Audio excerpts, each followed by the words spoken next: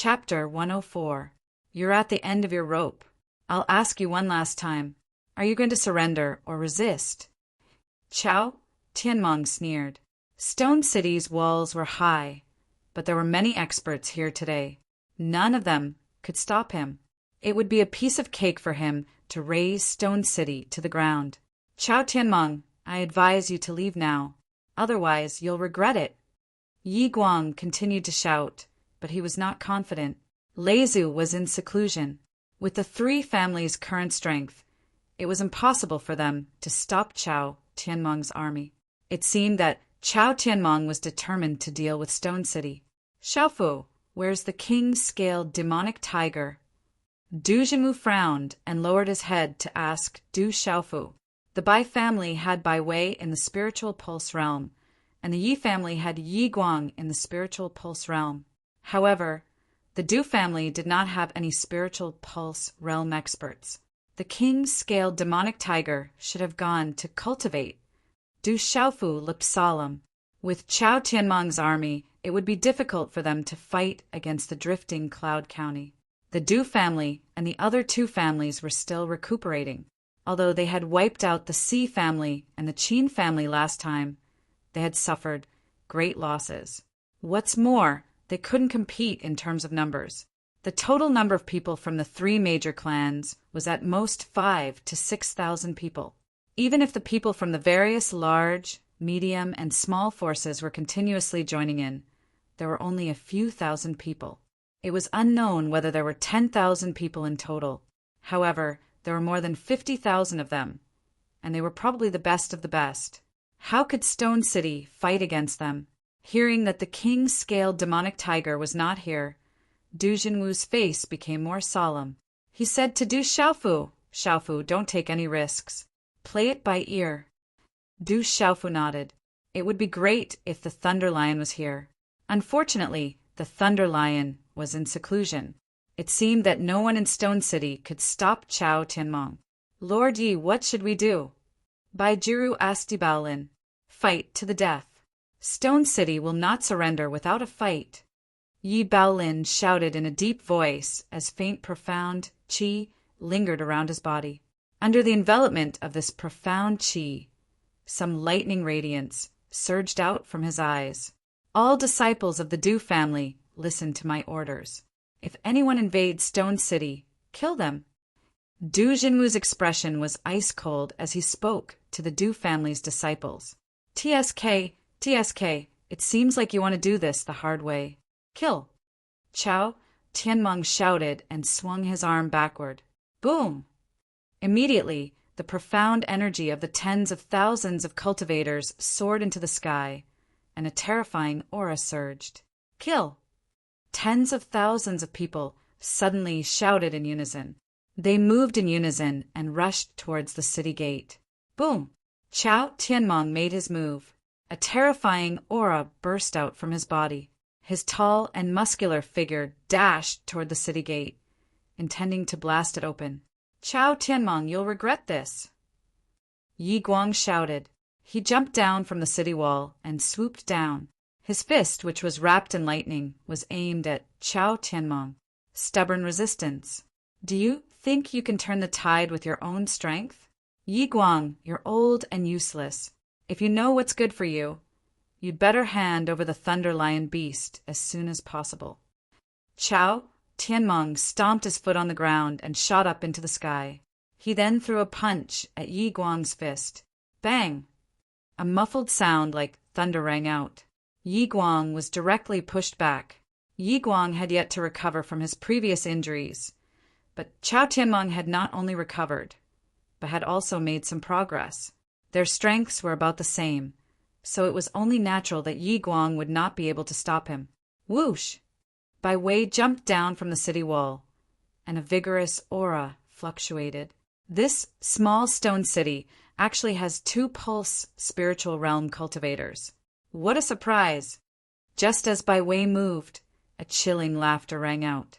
For figures soared into the sky, 3 elders and a middle-aged man.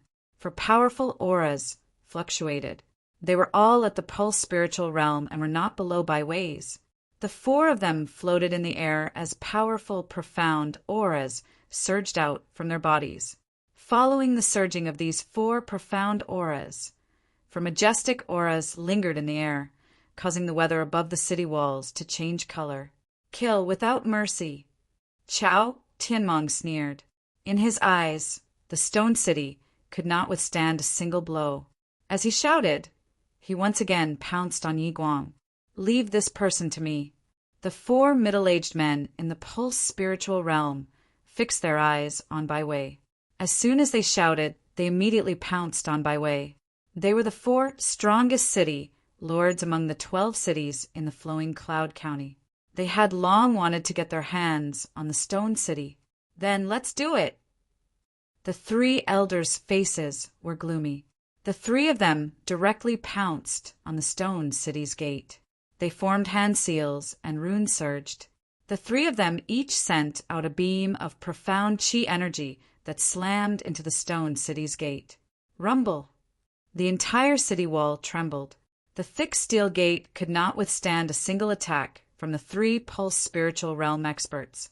It was instantly destroyed and fell off the city wall.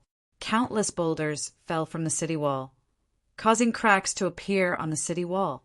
Thud, thud! On the city wall, the experts from the various large clans swayed. Their faces were extremely grave. Wash the stone city with blood, kill! Quite a number of experts, leading the group outside the city, slowly raised their hands as they looked at the collapsed city gate. An instant later, they suddenly swung their hands downwards. Numerous cold cries that were filled with murderous intent resounded over the sky the moment their hands landed. Wash the stone city with blood, kill!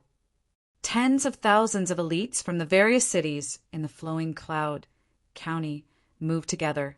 Their profound chi erupted, and the sound of golden spears rang out. Killing intent surged and engulfed the entire stone city. Fight! Protect the stone city! The experts from the Yi, Du, and Bai families shouted as killing intent rose in their eyes. Rumble!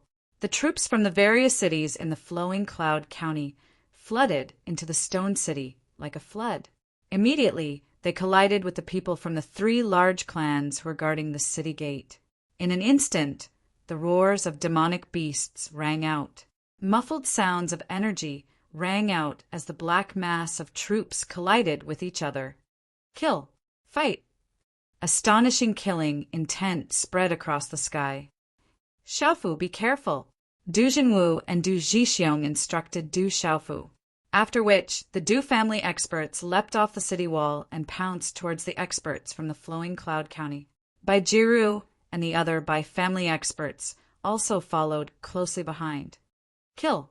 Within the stone city, blood-soaked sabers, spears, swords, and halberds continuously collided, causing waves of sparks to erupt. Figures flashed, and the low and deep sounds of sharp blades slicing through bodies were accompanied by the muffled sounds of energy colliding. The sound of the collision caused one's hair to stand on end as it rang out on the streets of the stone city. A bloody battle had completely erupted. The stone city is in danger. Everyone attack! Within the stone city, all the residents who knew how to cultivate began to join in. However, it was still difficult to stop the massacre of the flowing cloud county. In a short period of time, the city walls were dyed red with blood. Blood flowed like a river. The degree of bloodshed was many times more bloody than the internal strife of the 5 great clans. This was a pure massacre, a naked massacre. Weapons clashed, and cold light filled the air. Fists and palms collided, and killing intent filled the sky. Mournful screams rang out incessantly. Dark red blood splattered everywhere, dyeing the towering city walls red. Bastard! Du Xiaofu looked at the blood-soaked streets. The air was instantly filled with the pungent smell of blood. His eyes were filled with rage and killing intent. Bang! Bang! Bang! Du Xiaofu made his move. His entire body was wrapped in golden light. Wherever he passed, his opponents would be sent flying. He directly pounced into the army of the flowing cloud county. Whether it was demonic beasts or human figures, none of them could stop Du Xiaofu's footsteps. Kill. A pulse realm early stage cultivator was directly smashed into meat paste by Du Xiaofu's fist. Bang, bang, bang. A Flowing Cloud County's demonic beast mount was directly sent flying by Du Xiaofu. Then 2 armored men were lifted up by Du Xiaofu's hands and ruthlessly slammed together. Their bones were shattered and blood spurted out. Their vitality was instantly extinguished. Du Xiaofu was enraged. The people of the Flowing Cloud County were too cruel. They said they would wash the Stone City with blood. Cruel and bloody. Within the Stone City, there were tens of millions of ordinary residents. They had no power to resist. If the major clans could not resist, then it would be a hellish nightmare for the tens of millions of residents of the Stone City. Kill. The people of the Stone City rose to resist, but it was getting harder and harder to resist. However, it also stimulated their fighting spirit. Their faces were filled with ferocity, and their eyes were blood red. They desperately pounced on the people of the Flowing Cloud County. People fell one after another, and miserable wails rang out. At this moment, Du Xiaofu was completely enraged. Out of the corner of his eyes, he saw the familiar figures of the Du family fall one after another. He was powerless to stop them. Human lives were so petty. The strong were respected. This made Du Xiaofu feel for the first time how important strength was. For the first time, Du Xiaofu desperately wanted to become strong. This kid is pretty strong. A pulse spirit realm early stage elder, who had just blasted open the city gate, stood in front of Du Xiaofu.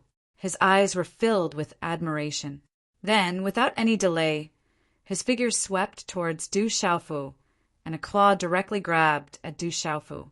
All the experts of the Stone City were surrounded. The only 2 pulse spirit realm cultivators, Yi Guang and Bai Wei, were unable to fend for themselves. No one could help them, and they did not have the strength to help. Du Xiaofu's eyes were serious. The person who came was a pulse spirit realm cultivator. He could not resist at all. Go all out, go all out. Du Xiaofu knew that he had to go all out. A Xiantian realm cultivator against a pulse spirit realm cultivator. He could only go all out and use the mysterious move that he had comprehended from the stone tablet. Instantly, seals condensed in Du Xiaofu's hands, and it seemed as if talisman markings were on the verge of gushing out from his entire body. His violet robe fluttered as numerous cracks spread out on the ground with his body as the center, and his aura was peerlessly overbearing and peerlessly arrogant. Just as the claw reached Du Xiaofu, a loud roar suddenly came from Du Xiaofu's mouth. It was like the roar of a dragon, like the cry of a divine elephant. Ayo! In an instant, the light of the mysterious runes rushed into the sky, releasing ripples. Like lightning, they turned into countless palm prints and then gathered together. Finally, the countless palm prints changed and once again turned into a fist. Chapter 105. The fist was accompanied by mysterious symbols as it streaked across the sky. In a flash, it met the claw of the old man at the pulse spirit stage and violently collided. Chi-la! This collision did not produce the thunderous, muffled sound that everyone expected. Instead, terrifying energy ripples abruptly unfurled like stormy waves. At the center of the energy storm, the claw of the old man at the pulse spirit stage was clearly much stronger. However, in front of Du Xiaofu's fist, it began to crack and shatter, as if it had met with a natural counter. Everything happened extremely quickly.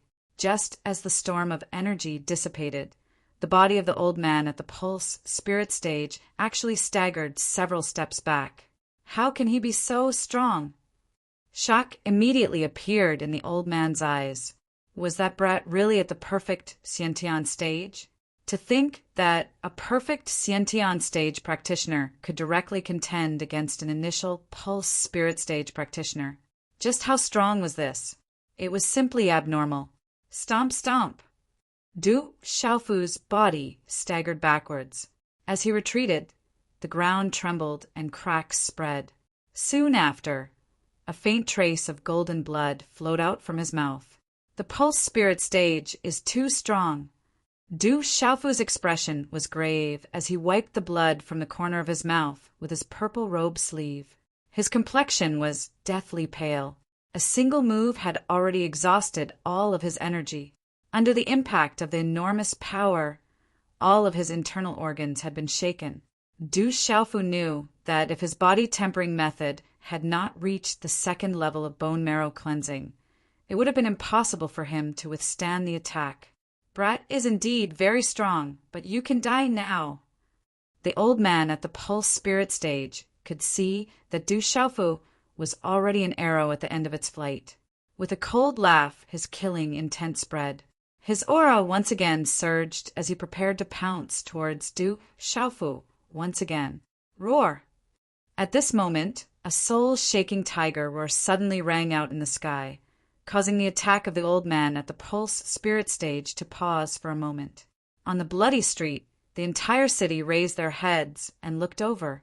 Immediately, they saw an enormous flying tiger flapping its wings as it flew over.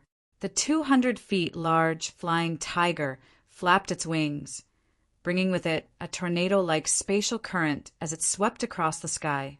It was as fast as lightning and indescribably ferocious. King-scale demonic tiger. Du Xiaofu raised his head, a smile appearing on his pale and grave face. My Du family's king-scale demon tiger is here. Looking at the terrifyingly huge demonic tiger, the Du family's morale was greatly boosted. Even the Yi and Bai family's morale was greatly boosted. Roar! A tiger's roar shook the heavens as a ferocious tiger pounced on its prey. With a flap of its wings, it pounced towards the old man who had just ascended to the pulse spirit stage. Murderous intent spread within its covetous gaze. The old man's face turned ugly. He didn't know why the demonic tiger would pounce on him as soon as it appeared, as if it had a deep hatred for him. Sensing the terrifying demonic tiger's aura, the old man hurriedly channeled his martial veins. Runes spread out, and vigorous, profound energy condensed behind him along with the runes, transforming into a black, demonic wolf's shadow. Roar! Above the black, demonic wolf phantom, a fishy smell spread out and rushed towards the king-scale demonic tiger like lightning. His frightening aura caused the surrounding space to tremble at this moment. His frightening strength was quite shocking. Roar! The king-scale demonic tiger savagely opened its mouth and roared, completely ignoring the demonic wolf phantom. With a flap of its wings, it stabilized its body, and with a wave of its tiger claws, an extremely domineering tiger claw directly smashed onto the black, demonic wolf's body. On the tiger claw, mysterious talisman engravings faintly fluctuated, emitting a faint golden glow. The huge tiger and the demonic wolf phantom clashed together, and the frightening shockwave was accompanied by some faintly discernible talisman engravings. Immediately, large gusts of wind swept out, shaking the surrounding streets and buildings until they were on the verge of collapse. Roar! The black wolf phantom howled in pain, after which the crowd watched as the black wolf phantom's body was directly torn apart by the king-scale demonic tiger's claw, following which the pulse spirit stage old man's body was sent flying. Mysterious pulse spirit stage. The pulse spirit stage old man was shocked.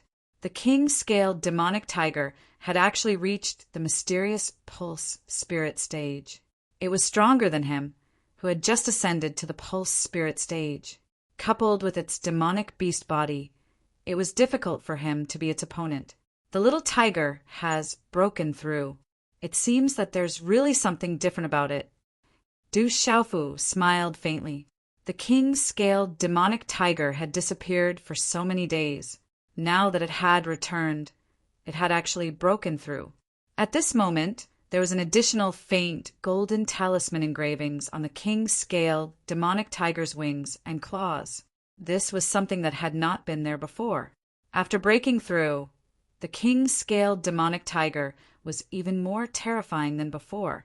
I never imagined that besides the lightning demonic lion, there would also be a king-scaled demonic tiger that had just broken through to the mysterious pulse spirit stage. Since it has just broken through, let's work together to deal with it and split the benefits equally. Two old men swiftly appeared beside the deathly pale old man. They were the two city lords from the flowing cloud county who had just ascended to the pulse spirit stage. The two old men looked at the king-scaled demonic tiger with greedy gazes. The three of them looked at each other. The king-scaled demonic tiger that had just broken through to the mysterious pulse spirit stage was something that the three of them had a chance of taking down if they worked together. Little tiger, kill! A cold light flickered in his eyes as Du Xiaofu roared with killing intent as he looked at the people from the stone city falling around him. Only by dealing with the strongest experts would they be able to protect the stone city. Roar! The king-scaled demonic tiger roared and directly pounced towards the three pulse spirit stage elders. It was not afraid of the three elders who had just ascended to the pulse spirit stage at all. Whoosh! The king-scaled demonic tiger flapped its wings and stirred up a storm. The tiger's roar shook the hearts and souls of people, causing their hearts to palpitate. Attack together and take down this king-scaled demonic tiger. One of the elders among the three saw the king-scaled demonic tiger pouncing towards them and also shouted. Profound chi and talisman runes condensed behind him, triggering his martial vein and activating his pulse spirit. Goo! Then it transformed into a strange yellow armored beast. Its entire body was covered in yellow scales, like a layer of armor. It was extremely dazzling and emitted a low growling sound, like the beating of a drum. Then it pounced towards the king-scaled demonic tiger. Roar! The other elder attacked at the same time. Profound chi talisman runes flashed and activated his martial vein.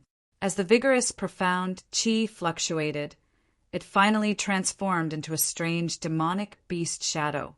It looked like a wolf and a dog, but it was not a dog. However, its aura was extremely powerful. Rumble!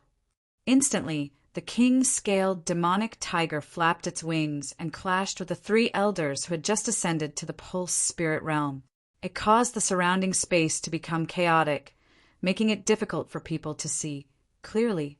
Violent shockwaves were constantly emitted from the collision, causing layers of ripples to appear in the air. Kill! Wash the stone city with blood. Within the stone city, both sides had already killed until their eyes were red. They roared with red eyes, and the people of the stone city were fighting with their lives on the line. Figure after figure surged out like a tide and blocked the flowing Cloud County's army. Bang, bang, bang! The violent collision of energy resounded within the stone city. Golden spears clashed, fists and palms collided, and various colors of profound chi erupted. It was as beautiful as fireworks. However, under that kind of beauty, there was a real bloody battle. In the end, the three great clans of the Stone City and the people of the Stone City were unable to stop the flowing Cloud County's army. In the pulsating stage and innate stage, they were completely incomparable and could only be continuously slaughtered. Several streets were already covered in rivers of blood. Brother Qing-Chun, is there any way to help me? Du Xiaofu asked as he took out the small pagoda from his bosom. His deathly pale eyes were still scarlet. The members of the Du clan were being killed one after another. Being connected by blood, Du Xiaofu's heart also ached. He had lived in the Stone City since he was young. At this moment, seeing the rivers of blood flowing in the Stone City and the people of the Stone City dying one after another, how could Du Xiaofu remain indifferent? He wished that he was a super expert and could stop this nightmare of the Stone City. I'm only a Yuan spirit, and I'm still very weak. How can I help you? If it was back then, I would be able to kill these ants with a sneeze. Zhan Qingchuan's voice rang out from the small pagoda. He could also see everything that was happening outside from the small pagoda. Don't talk about the past. Talk about the present. Is there any way? Du Xiaofu hurriedly asked. A large number of people from the Stone City were dying every second. Bang! At this moment, Du Jinwu was surrounded by 3 cultivators at the peak of the Pulse Spirit Realm. Finally, he couldn't hold on any longer. His body was knocked back and blood flowed from the corner of his mouth. Originally, there was no way. However, since you're a 3-star talisman master now, there is a way. However, whether it's for you or for me, this method will cause a lot of damage in the end. Your body is abnormally strong, so the side effects aren't that big. However, if I help you this time, I'm afraid that you'll return to how you were before. Maybe you won't be able to wake up for 3 to 5 years. Zhen Qingchen said to Du Xiaofu. Bang bang! In a short moment, Du Xiaofu saw that not far away his uncle Du Jinwu was once again knocked back by the attacks. His mouth was dripping with blood and he was on the verge of death. Brother Qingchen, help me this time. After this, I'll do my best to help you recover. I'll pay you back double. Du Xiaofu was worried. His eyes were scarlet as he looked into the small pagoda with pleading eyes. If I don't agree, I'm afraid you'll hate me for the rest of your life. Who told me to be your sworn brother? Since I've boarded your pirate ship, remember to be more respectful to your big brother in the future. Zhan Qingchuan's voice came out from the small pagoda. Relax your mind. I'll enter your mind with the power of my primordial spirit and use your body to attack. I haven't fought for a long time. I don't know if I've become rusty. Kikidai, amongst the people that besieged Du Jinwu, a middle-aged man moved like a ghost. His hand seals changed constantly while talisman markings surged around him. After that, his profound energy condensed into a fierce energy spear that directly appeared before Du Jinwu. Du Jinwu had been severely injured by the continuous attacks. At this time, he didn't have much strength to fight back. Despair appeared on his face at this moment. He won't die. Brothers and sisters, it's another 5-hit combo. Little you will continue to explode today and ask for everyone's support. The next update will be in about 4 hours. Chapter 106. A sharp and cold shout rang out as a purple-robed youth instantly appeared in front of Du Jinwu. An extremely shocking energy swept out, shaking one's soul and causing cracks to appear on the ground. Then he grabbed the energy spear with one hand. Crack, crack! The energy spear trembled and was shattered in the blink of an eye. Looking at the purple-robed youth who suddenly appeared, the middle-aged man's eyes were filled with doubt and shock. His expression changed greatly. The aura on the youth's body was so strong that it made his heart palpitate. That kind of aura was extremely strange and terrifying. Die. Just as the energy spear was shattered in his hand, the purple-robed youth did not hesitate. With a sneer, he changed his grip into a fist and punched out. Runes appeared on the surface of his fist, and a terrifying aura erupted like lightning. Bang! A muffled sound of energy resounded on the middle-aged man's chest. Then, the middle-aged man was directly sent flying while vomiting blood. His vitality was completely destroyed. How can this kid be so strong? No wonder he could contend against a Pulse spiritual realm expert. When the remaining 2 perfect Pulse realm experts who were besieging Du Jinwu saw this, their expressions changed greatly and they hurriedly fled. Don't run, all of you stay.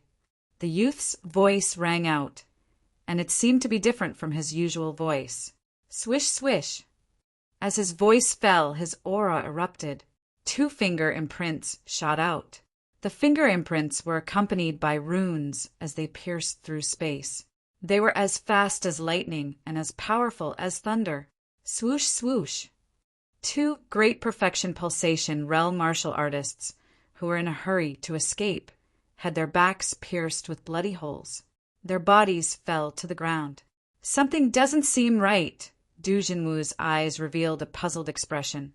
He felt that the aura on Du Xiaofu's body was very special. If he listened carefully, even his voice was somewhat different, as if he was a different person. There's actually a slightly pleasing soul symbol master, and one who cultivates symbol arrays. Du Xiaofu ignored Du Jinwu. Instead, he raised his head and suddenly looked at the sky in front of him. There was a skinny old man there. His body rose into the air and floated in the air. His aura caused one's mind to ripple. Every time he attacked, there would be a strange rune energy fluctuation. A large number of people from the Stone City were killed. There were already quite a number of people who had died at the hands of this person. The thin old man's figure flashed across the sky. His aura was powerful, and his attacks were swift and vicious. Suddenly, the thin old man seemed to have sensed something and raised his head. A purple-robed youth had appeared in the air in front of him. Could it be the Pulse Spirit Realm? Impossible! The skinny elder had a puzzled look in his eyes. Only those at the Pulse Spirit Realm could fly in the air, but it was obvious that this young man had yet to reach that level. 4-star Talisman Master! Du Xiaofu looked at the skinny old man in front of him without much change in expression. You're Du Xiaofu? The skinny old man stared at Du Xiaofu, looking at Du Xiaofu's resolute and determined face. His gaze was extremely gloomy. He had long heard of this Du Xiaofu. Chao Chi-tai had almost been crippled by this brat. Du Xiaofu glanced at the skinny old man in front of him and said, If you want to fight, then fight. What are you being so noisy for? I'm not familiar with a mere 4-star talisman master like you. Little bastard, what kind of secret technique did you use to float in the air? I'll destroy you today. The skinny old man did not expect that the other party would not put him in his eyes at all. He immediately gnashed his teeth in hatred. Energy fluctuations accompanied by runes gushed out. The skinny old man's hand seals condensed, and his aura faintly caused one's mind to be disturbed. The energy fluctuations affected one's soul. Then, like lightning, he shot towards Du Xiaofu, and a palm viciously slammed towards Du Xiaofu's chest. Destroy me? You're not worthy. If I had 10% of my strength back then, it would be enough to destroy you 1,000 times. Du Xiaofu muttered as he watched the ferocious runic palm flying towards him. However, his figure strangely retreated in a ghost-like manner, after which he waved his purple sleeve, and the air rippled as a runic glow appeared. Energy ripples swiftly entwined around the ferocious palm. Swish! A strange energy burst out from within the rune light, directly shattering the ruthless palm print. Immediately after, it turned into a rune light pillar that shot towards the skinny old man. So strange! Seeing this, the skinny old man seemed to have sensed something. His heart suddenly trembled, and he did not dare to be careless. He used all his strength to form a rune light circle to block the former's rune light pillar. Crack, crack. However, the rune light circle formed by the skinny old man was unable to resist and was directly shattered by the former's rune light pillar. His body was also forced back, and his expression changed. Look, it's Du Xiaofu from the Du family. Du Xiaofu from the Du family is fighting an expert alone. His strength has actually reached such a level. I hope he can help the 3 great families protect our Stone City. Everyone in the city was looking at the purple-robed young man who was floating in the air. This was the purple-robed young man who had shone brilliantly in the battle between the 5 great clans. Would he be able to shine again and protect the Stone City? Everyone was looking forward to it. Sigh, I have the heart, but not the strength. I've recovered too little. After shattering the rune light circle of the skinny old man, Du Xiaofu seemed to be extremely dissatisfied with himself. The power in your body does not belong to you. It's a power you borrowed. As a soul symbol master, the skinny old man immediately discovered the secret of Du Xiaofu. That valiant and strange power did not belong to the purple-robed young man at all. As he spoke, his expression became increasingly gloomy, and hand seals began to rapidly form. As the runes began to fluctuate around his body, they turned into formation flags one after another. There were a total of 13 formation flags, and they emitted an astonishing fluctuation. A 4-star symbol master who has just become a soul symbol master. Being able to barely set up a 4-star symbol array is not bad. Looking at the formation flags in the skinny old man's hand, Du Xiaofu sized them up with interest. Absolute wind-killing formation. The skinny old man lightly shouted, just as the 13 formation flags were formed. All the energy in his body seemed to be poured into the 13 formation flags, causing his face to turn pale. Swish, swish. With a wave of his hand, the 13 formation flags immediately swept towards Du Xiaofu's surroundings and wrapped around Du Xiaofu with lightning speed and trajectory. Rumble. When the 13 formation flags finally disappeared into his mouth, the air around Du Xiaofu suddenly fluctuated violently, and the space suddenly trembled. In an instant, the wind held high in the sky, and the space became chaotic. Runes spread in the air, mobilizing the energy between heaven and earth. Then, a powerful symbol array appeared in the air. When the symbol array appeared, it covered the sky and the sun, causing the wind and clouds to surge high in the sky and the world to darken. It was as if it was going to cover the entire sky above the stone city, and its power was frightening. Around the symbol array, the space was chaotic, and the violent energy was like the most terrifying tornado, howling as it swept through the world. It was as if it was going to raze the stone city to the ground and smoke the sky and the earth. A symbol master among the 4-star symbol masters. Even if you were to set up a 4-star symbol array, it was enough to make it difficult for a pulse spirit realm, nirvana realm cultivator to deal with. Even a perfect pulse spirit realm cultivator would definitely have a headache. A symbol array, or a large-scale destructive method. Therefore, a symbol master's attack power was the strongest among the symbol masters. As a symbol master, his status was very high, and it was much higher than a warrior of the same level. Any symbol master, especially a good one, would be a guest of honor of the major forces and families. Oh my God, that's a symbol master, and a symbol master at that. What a powerful talisman array. Du Xiaofu has been trapped. Everyone in the city was shocked and worried. The power of the symbol array was too great, and it was not something that an ordinary person could deal with. Oh no! Yi Guang by Wei and the wounded Yi Baolin, Du Zhixiong, Yi Zijin by Tsai and the others, who were being suppressed by Chao Tianmong and a middle-aged man, felt the terrifying symbol array in the air, and their faces all changed. Bang! Chao Tianmong sneered. While Yi Guang was in a daze, he waved his sleeve, and a powerful, profound qi suddenly burst out from his palm, landing heavily on Yi Guang's shoulder. Yi Guang had not recovered from his previous injury, and this time Chao Tianmong's strength had improved, so it was difficult for him to fight back. He had already suffered a great loss. Bang! A low, muffled sound of energy rang out, and the violent energy ripples shook Yi Guang back. He only stabilized his body after a dozen meters, and blood spurted out from his mouth again. Chao Tianmong took advantage of Yi Guang again, but he did not stop. He turned into a flash of lightning and attacked Yi Guang in an instant, playing with symbol arrays in front of me. You must be tired of living. Inside the symbol array, laughter rang out, and then the wind whistled. Inside the huge symbol array that covered the sky, a terrifying energy fluctuated, as if it was about to collapse. Then the thin old man's pupils shrank, and his gaze changed dramatically. His strongest technique, the absolute wind-killing array, which was enough to trap a pulse spirit realm nirvana realm cultivator at the peak of the nirvana realm, exploded. Rumble. Wild and violent energy swept across the vast sky, causing the entire stone city to tremble violently. The frightening symbol array that had shaken one's heart and soul was actually so easily destroyed.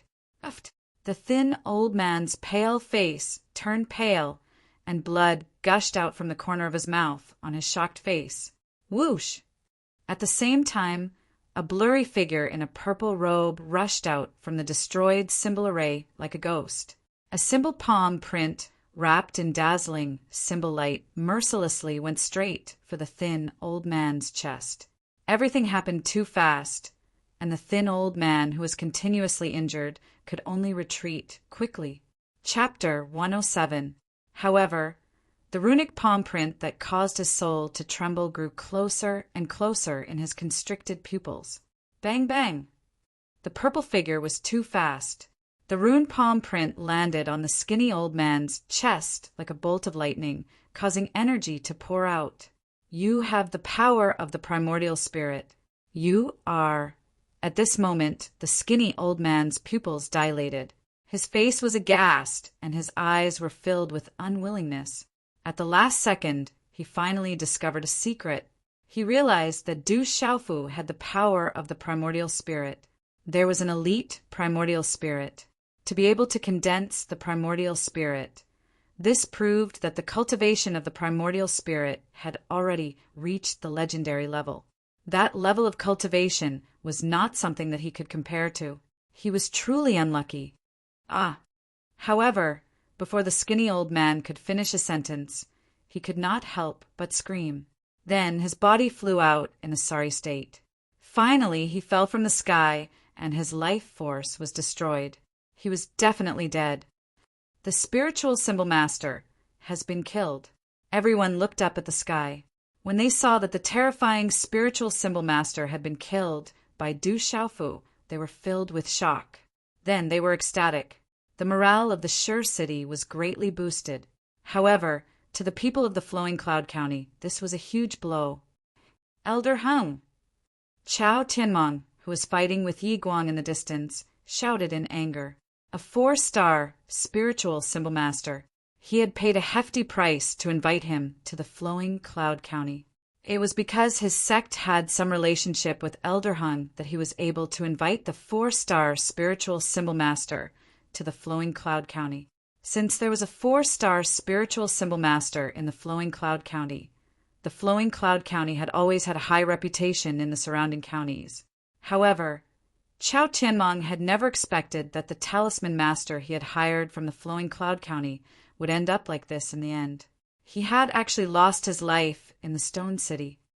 Bastard, I will wash the Sure City with blood today. Chao Tianmong's face was ferocious. He attacked with all his might and landed on Yi Guang's body again. He destroyed the circle of light around Yi Guang and sent him flying. Die! Chao Tianmong was enraged. He shouted coldly with killing intent. His profound qi surged and turned into an afterimage. He appeared in front of Yi Guang in a flash and punched at Yi Guang, who was unable to resist. Yi Guang's gaze was extremely grave as he stared at the fist that was about to reach him. Then a final ruthless sneer appeared in his eyes. Yi Guang knew that he could no longer defend himself. However, even if he were to die, he would make Chao Tianmong pay the ultimate price. He would have to risk his life for the last bit of energy fluctuation. Back then, I spared your life and let you leave. Who would have thought that you would dare to come and offend Stone City today? I will not let you off. Suddenly, an overbearing and deep shout resounded through the sky, and the overbearing voice resounded through the heavens and the earth. Dark clouds gathered in the sky where the voice came from. Lightning flashed, thunder rumbled, and the weather changed. As the overbearing voice rang out, an extremely powerful pressure abruptly descended. Dark clouds gathered, lightning flashed, and thunder roared. Chao Tianmong's face instantly turned pale under the pressure. His body, which was pouncing towards Yi Guang, suddenly froze. A look of horror quickly spread across his face. Rumble! Lightning flashed and thunder roared. In the sky, a lightning pillar pierced through the space like a thunderbolt and violently collided with Chao Tianmong's fist. Bang! The power of lightning poured out, and the space trembled. Chao Tianmong's body was directly hit by the lightning. His body was sent flying as lightning flashed all over his body. Roar! The lion's roar was like thunder. As Chao Tianmong's body was sent flying, a huge lion with lightning flashing all over its body appeared in the sky. It was a terrifying and mighty lion. Its body was extremely powerful, and it was indescribably terrifying. Lightning flashed all over its body, causing thunder to rumble in the sky above Stone City. Today, I will not let those who offend Stone City go. The overbearing and thick voice was like muffled thunder as it swept across the horizon. The aura of lightning within the shout caused the space of the entire stone city to freeze. The profound energy within the bodies of all the cultivators was blocked. Everyone looked in horror at the lightning demonic lion that suddenly appeared in the sky. More than half of the bloody battlefield came to a standstill. It's the lightning demonic lion that protects our stone city. After a short pause, everyone in Stone City immediately burst into ecstasy. As for the army of the flowing cloud county, fear finally crept into their hearts. Lezu actually came out of seclusion. Stone City is safe. Yi Baolin, Yi Guang, and the few experts who knew about the lightning demonic lion were pleasantly surprised. My seclusion was disturbed, and I did not make a breakthrough. However, it is different from before.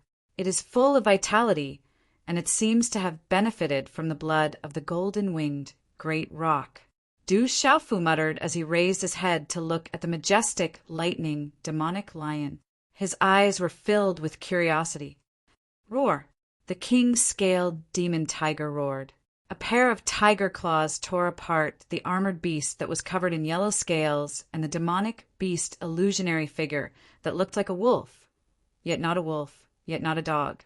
After which, its wings carried a terrifying fluctuation as it simultaneously smashed into the bodies of the two elders who had just ascended to the meridian spiritual stage. Pucci! The two elders spat out mouthfuls of blood. They were severely injured and their eyes were filled with fear. They did not expect that even with the three of them working together, they would still be unable to deal with a king-scaled demonic tiger that had just broken through to the mysterious pulse spirit realm. This king-scaled demonic tiger was too terrifying. Its strength was not something an ordinary demonic beast that had just broken through to the mysterious pulse spirit realm could compare with. Roar!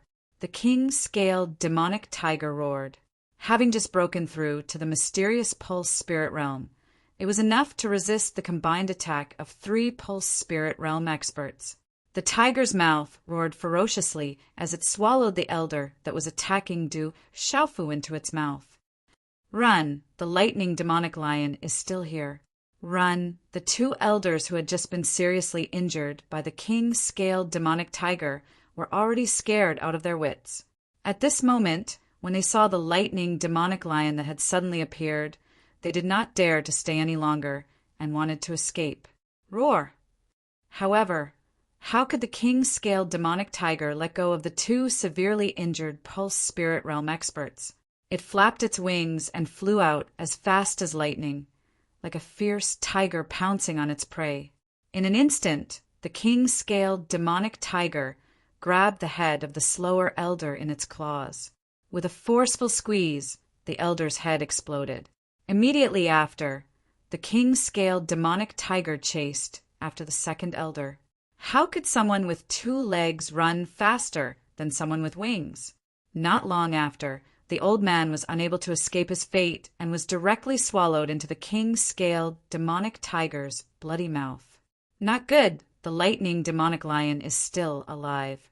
It doesn't look like an oil lamp that has run out of fuel. Chao Tianmeng's expression changed drastically. His bloody mouth twitched as he stared at the lightning demonic lion hovering in the air. Fear spread in his heart. He felt that he had been deceived. The 2 super experts were probably hiding something from him. Run! Chao Tianmeng did not dare to stay any longer. Ignoring the blood dripping from the corner of his mouth, his figure quickly fled. You can't be forgiven. The lightning demonic lion moved. Its majestic body was wrapped in lightning runes.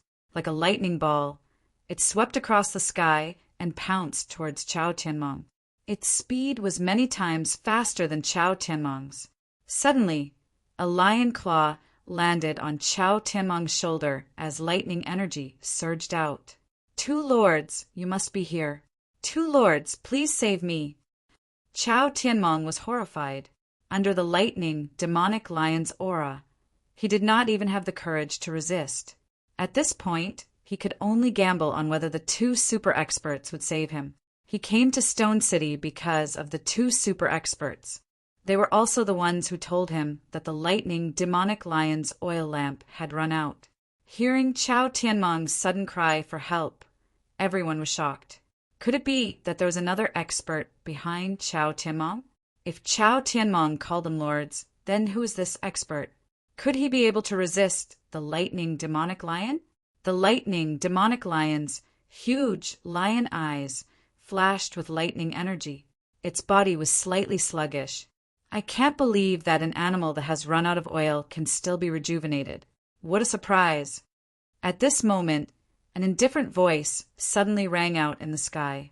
Shortly after, spatial ripples tore through space appeared in front of Chao Tianmeng. After that, two figures, one black and one white, appeared in the air. With the appearance of the two figures, the Stone City trembled inexplicably. It was as if the air in the entire Stone City had frozen. The lightning demonic lion's pupils shrunk as shock filled its eyes. In the space in front of it, Du Xiaofu, who was floating in midair, had a grave expression on his face. In the backyard of the Du family, a drunken figure carried a wine gourd in his hand as he staggered out of the courtyard. Then he looked at the sky filled with lightning and thunder and continued walking. Is he going out? On a quaint bluestone path in the Du family, Ibai, who was dressed in rags and had a head of white hair like a bird's nest, was digging at an ant's nest with a withered branch. The lightning and thunder in the distant sky seemed to have nothing to do with him. The drunken figure staggered as he walked on the bluestone path, as if he would fall at any moment. If someone saw him, they would be worried that he would fall after a few steps. Is he going out? Fu Yibai, who was digging at the ant's nest, didn't even look at Du Tingxian as he spoke. Then he continued digging at the ant's nest as if there were treasures inside. Yes, I'm going out for a walk. Du Tingxian also didn't look at Fu Yibai as he staggered past Fu Yibai and almost fell on him. The plot is coming. Little Yu continued to write. There will be an explosive update today. Chapter 108. Don't step on my ants. These ants are precious. Fu Yibai suddenly said loudly as if these ants were treasures to him. The drunk Du Tingxian did not say anything and continued to walk forward without turning his head. Third young master, the Stone City is in chaos. It is said that the Flowing Cloud County's army is attacking our Stone City. The Patriarch, second master, and the elders have all gone to kill the enemy. At the Du family's gate, everyone was in a state of panic. Everyone was nervous. When the chief steward saw Du Tingxian walk out of the Du family, he immediately said to Du Tingxian, "Oh." Du Tingxian seemed to have woken up in a daze. His drunken state seemed to have sobered up a little, and he raised his hand to rub his drowsy eyes. Under his messy hair, there should be an extremely handsome face, but the smell of alcohol on his body was overwhelming. Third young master, are you going out? The chief steward couldn't help but ask. Yes, I'm going out. Du Tingxian said softly. Third young master, the Stone City is in chaos right now. I just saw young master Xiaofu kill a spirit talisman master.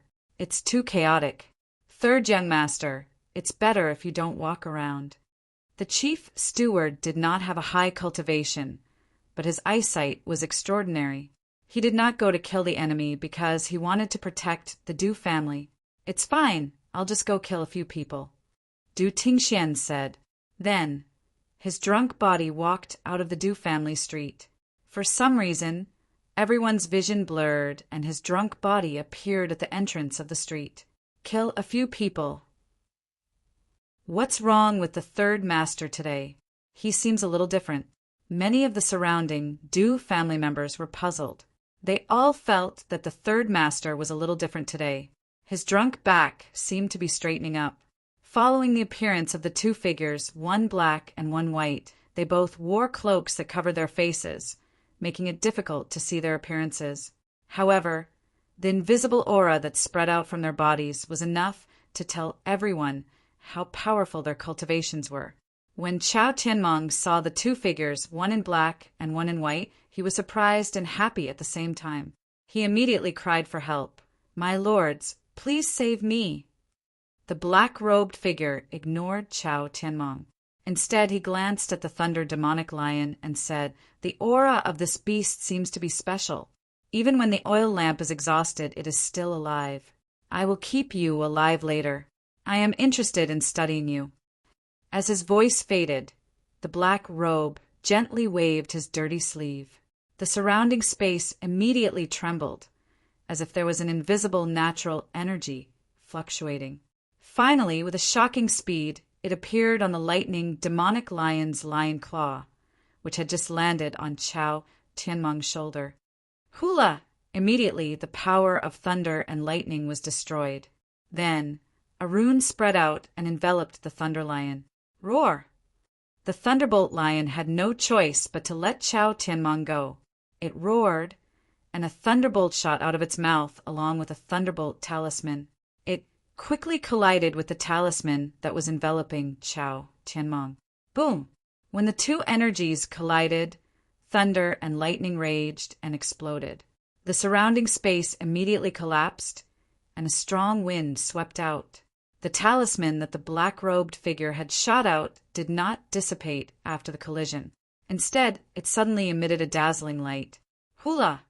The light from the talisman was dazzling, and an ancient aura filled the sky.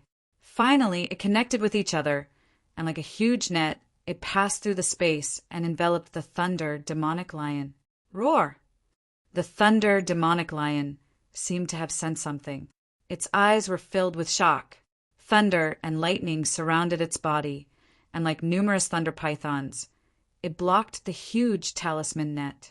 A domineering and terrifying aura spread out in the sky.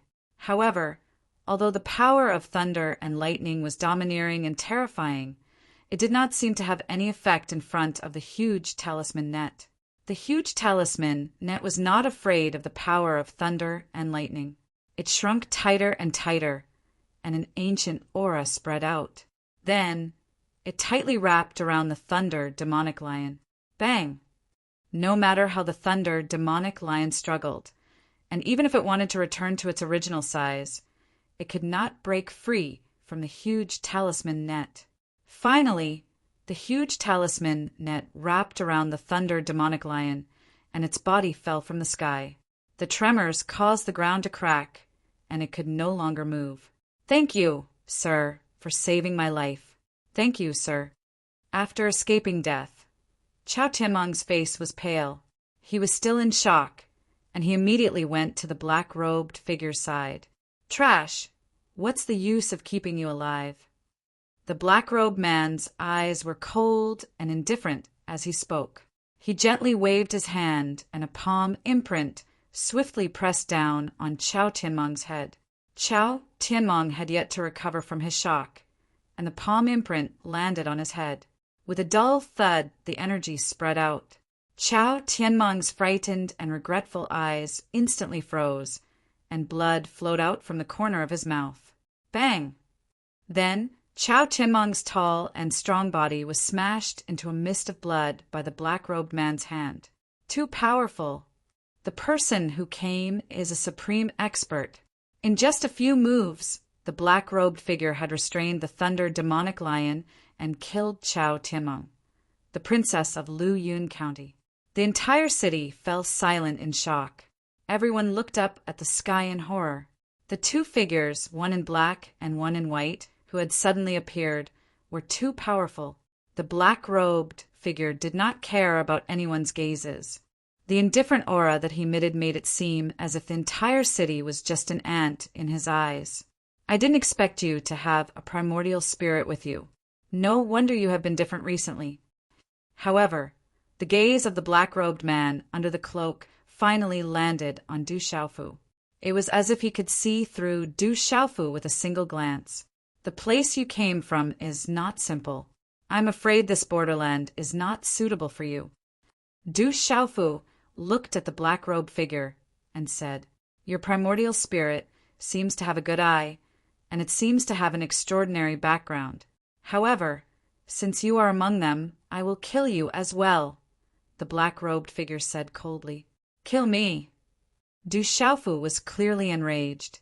His expression darkened as he said, Although you have an extraordinary background, with your current strength, if it was back then, it would be a matter of minutes for me to kill you.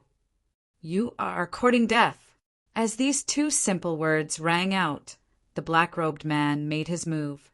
As his voice rang out, his figure appeared in front of Du Xiaofu. The rune on his palm fluctuated as a palm imprint slammed down. Fuck, a tiger will be bullied by a dog when it goes down to the plains. A dragon will be toyed with by a shrimp when it is in the shallows. Du Xiaofu softly cried out. His eyes were grave. However, he did not feel any lingering fear. Instead, he felt somewhat helpless. Immediately, he formed a hand seal. Waves of symbols swiftly surged. Finally, they swiftly agglomerated into a dragon-shaped, illusory figure. This giant dragon figure was over 100 meters long. As the giant dragon figure appeared in the sky, a monstrous aura spread out in an instant, causing the surrounding space to distort. Such a frightening aura caused the expressions of quite a few people to change drastically. It turned out that Du Xiaofu's strength had actually reached such a terrifying level. Roar!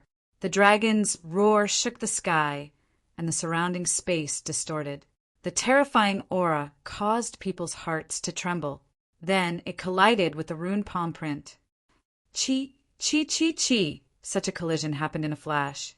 Immediately, the space above was distorted. The runes were dazzling, and the dragon figure shocked the sky.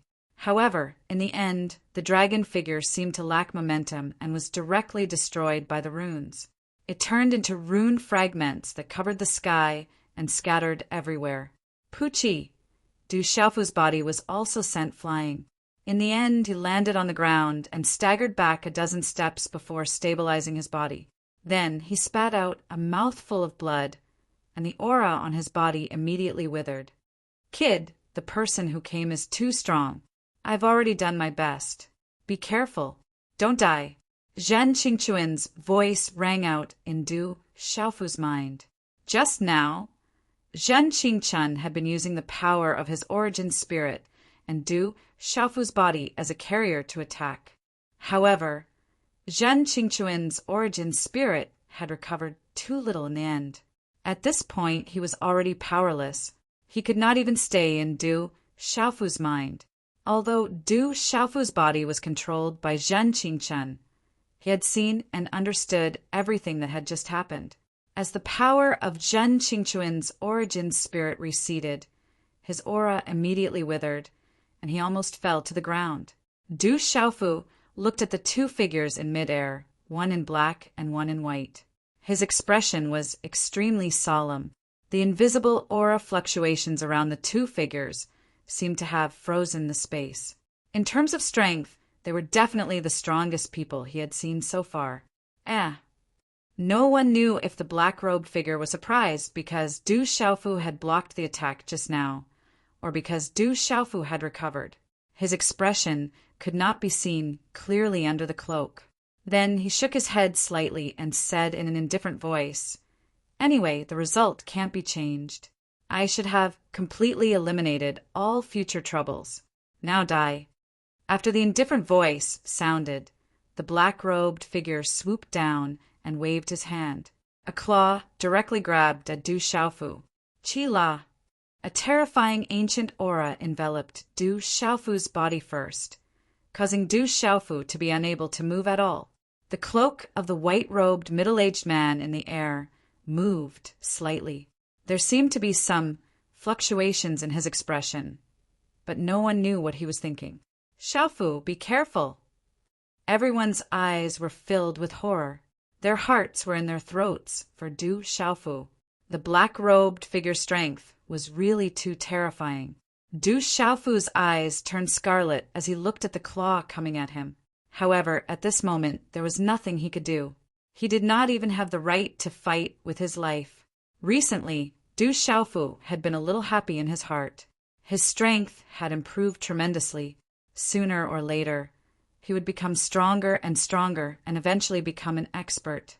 However, at this moment, Du Xiaofu truly realized that he was far from enough. Chapter 109. If it was an enemy, they would never give him the time to slowly grow. He had to constantly grow stronger. Only with absolute strength could he protect himself, his loved ones, and everything he cared about. But now it was too late.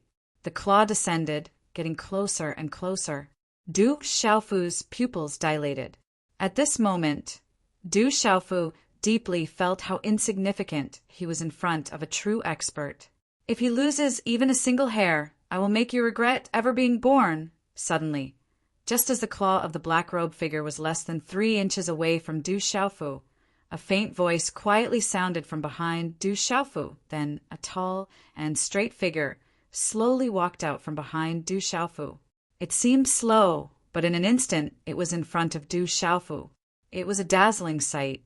Following the appearance of this tall and straight figure, even the ancient and powerful aura that enveloped Du Xiaofu's body disappeared without a trace, causing the pressure on Du Xiaofu to instantly disappear. The moment this figure appeared, the black-robed figure and the white-robed figure in mid-air slightly lifted their cloaks. Then, their bodies suddenly trembled. Although the expressions of the faces under the cloaks could not be seen, it was not difficult to tell that the appearance of this tall and straight figure had definitely shocked the black-robed and white-robed figures. After a slight pause, the black-robed figure withdrew his claw that was about to grab Du Xiaofu. From the position of the cloak, it seemed that his gaze had already passed through the gap of the cloak and tightly fell on the figure who had just arrived. Everyone's gazes were startled.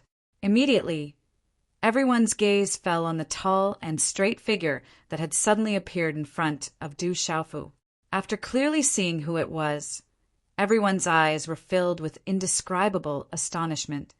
It's the Du family's third brother. How could it be that drunkard from the Du family? It's the third master. Why is the third master here? All the forces present were shocked. The person who came was none other than the third son of the Du family, Du Tingxian. In Stone City, the reputation of the third son of the Du family was comparable to that of Du Xiaofu, the foolish young master. Third brother, Du Jinwu and Du Zhixiong looked at each other. After the initial shock, their faces were filled with pleasant surprise and anticipation. Du Xiaofu hurriedly turned to the side and saw his father standing beside him when he heard the faint voice. The drunkard's father was still drunk. His clothes were messy and his long hair was messy, covering most of his face and forehead. He was still holding a wine jug in his hand. Father, Du Xiaofu was startled, and a look of pleasant surprise quickly surged onto his face. Then his expression slowly calmed down. You won't die. Du Tingxian only said a few words to Du Xiaofu in a flat tone, still reeking of alcohol. Yes, Du Xiaofu nodded, relying on his outstanding mental energy perception. Du Xiaofu felt that the drunkard's father was different today. He was very different from usual, and his body seemed to be taller than before. What made Du Xiaofu even more surprised was that his drunkard father's aura, which was clearly just a whiff of alcohol, was able to completely block the terrifying aura of the black-robed man. You finally came out. Looking at Du Tingxian, the black-robed man said. Du Tingxian raised his head. Although the black-robed man wore a cloak to cover his face, Du Tingxian seemed to be able to see through him. He said, Don't be so sneaky. Do you think I don't know who you are? Take it off. It looks like a loincloth. Humph. The black-robed man snorted coldly. Then he threw away the bamboo hat on his head, revealing his face. He was a middle-aged man in his 40s. His eyes were deep and gloomy, and he had a heroic spirit. In mid-air, the white-robed man seemed to hesitate for a moment, but then he also took off his bamboo hat. The two of them were about the same age, but the white-robed man was slightly thinner. His expression did not change much, and it was unknown what he was thinking at the moment. Du Xiaofu's gaze also fell on the black-robed and white-robed man's faces. He was somewhat puzzled. It seemed that the drunkard's father not only knew these two people, but also had some understanding of them. Du Tingxuan's long hair covered his forehead, and his gaze fluctuated. He turned back to look at Du Xiaofu, then turned back to look at the black-robed man. With a smile, he said, "My son, you must have met him long ago. He looks a lot like me. He has finally grown up, and he hasn't made me worry. It's not easy." As he spoke, the corners of Du Tingxuan's mouth curled into a smile. It was obvious that his lips were very thin, and his smile was very pure. Especially when he said that his son looked like him, he smiled even more happily. He said, "Counting the days, you have been here for almost 17 years. Humph." The black-robed man did not know what Du Tingxuan's words meant, so he only snorted coldly and continued to look at Du Tingxian gloomily. "You want to kill my son?" Du Tingxian asked. "If we kill him, there will be no future trouble." The black-robed man twitched and then gloomily looked at Du Tingxian. He said, "This little bastard should not have existed." "He is not a bastard, he is my son," Du Tingxian said softly. His voice was calm, but it revealed a solid strength. "Because he is your son, so he is a bastard. If it were not for you, everything would be fine." The black-robed man said in a deep voice, "You will pay for what you said." Du Tingxuan's voice was calm, but it began to fluctuate with a fierce aura. "Ha ha!" The black-robed man laughed loudly, and then looked at Du Tingxian. He said, "For nearly 17 years, you have been drunk every day. Do you think it is still the same? Today you actually came out. That's fine. I will get rid of you once and for all." "You can't get rid of me." Du Tingxian raised his head again. Then, under the surprised gazes of many people, he pushed his messy long hair behind his shoulders, completely revealing half of his face that was covered by his long hair. This was a resolute face, as resolute as Du Xiaofu's face. His slender eyebrows slanted to his temples, and his thick and long eyelashes softened his originally resolute and powerful facial features. However, his slightly furrowed brows seemed to hide many deep thoughts. If his face was clean and refreshing, this face would definitely be enough to make women turn around to take a few more glances. However, today his drunken appearance, coupled with the beard on his face, made him look much older. However, this also gave him a strong masculine charm. Even his voice, which reeked of alcohol, gave it a mellowness that would tug at the heartstrings of any woman. He looked at the black-robed middle-aged man and said, "You really shouldn't have touched my son." As his calm voice faded, Du Tingxuan's eyes gradually sharpened. "I did not want to touch him. I wanted to kill him." The black-robed man said gloomily, "You should know that not to mention killing you and your son, even slaughtering this small stone city, would be as easy as blowing off dust for us. You're talking about the people behind you." Du Tingxuan's sharp eyes began to fluctuate as he said, "But at the very least, you won't be able to do so. Back then, you were already no match for me. Compared to them, you are far too lacking. Otherwise, they wouldn't have sent you to this border region. It seems that in their hearts, you are not even worth mentioning. Du Tingxian, you are courting death." The black-robed man's face was completely gloomy. Du Tingxuan's words seemed to have poked at his sore spot. A ruthless look surged in his eyes, and a terrifying aura spread out. A large expanse of rune light spread out, as dazzling as stars. Suddenly, a terrifying aura swept out. Above the stone city, winds and clouds surged, and the sky changed color. The black-robed, middle-aged man roared in a ferocious and deep voice. With a clench of his hand, mysterious runes surged, transforming into a battle mace. Dazzling energy radiance sparkled on the surface of the mace. As the runes extended, the black-robed, middle-aged man pounced towards Du Tingxian, while sternly roaring out, "Du Tingxian, you're ultimately unable to compare with me. All of you commoners are just ants, born to be lowly." Chi! As the roar sounded, the battle mace was accompanied by a monstrous aura. Light blossomed like stars, and the space where it passed was directly distorted. It whistled through the air and headed straight for Du Tingxuan's head. Boom!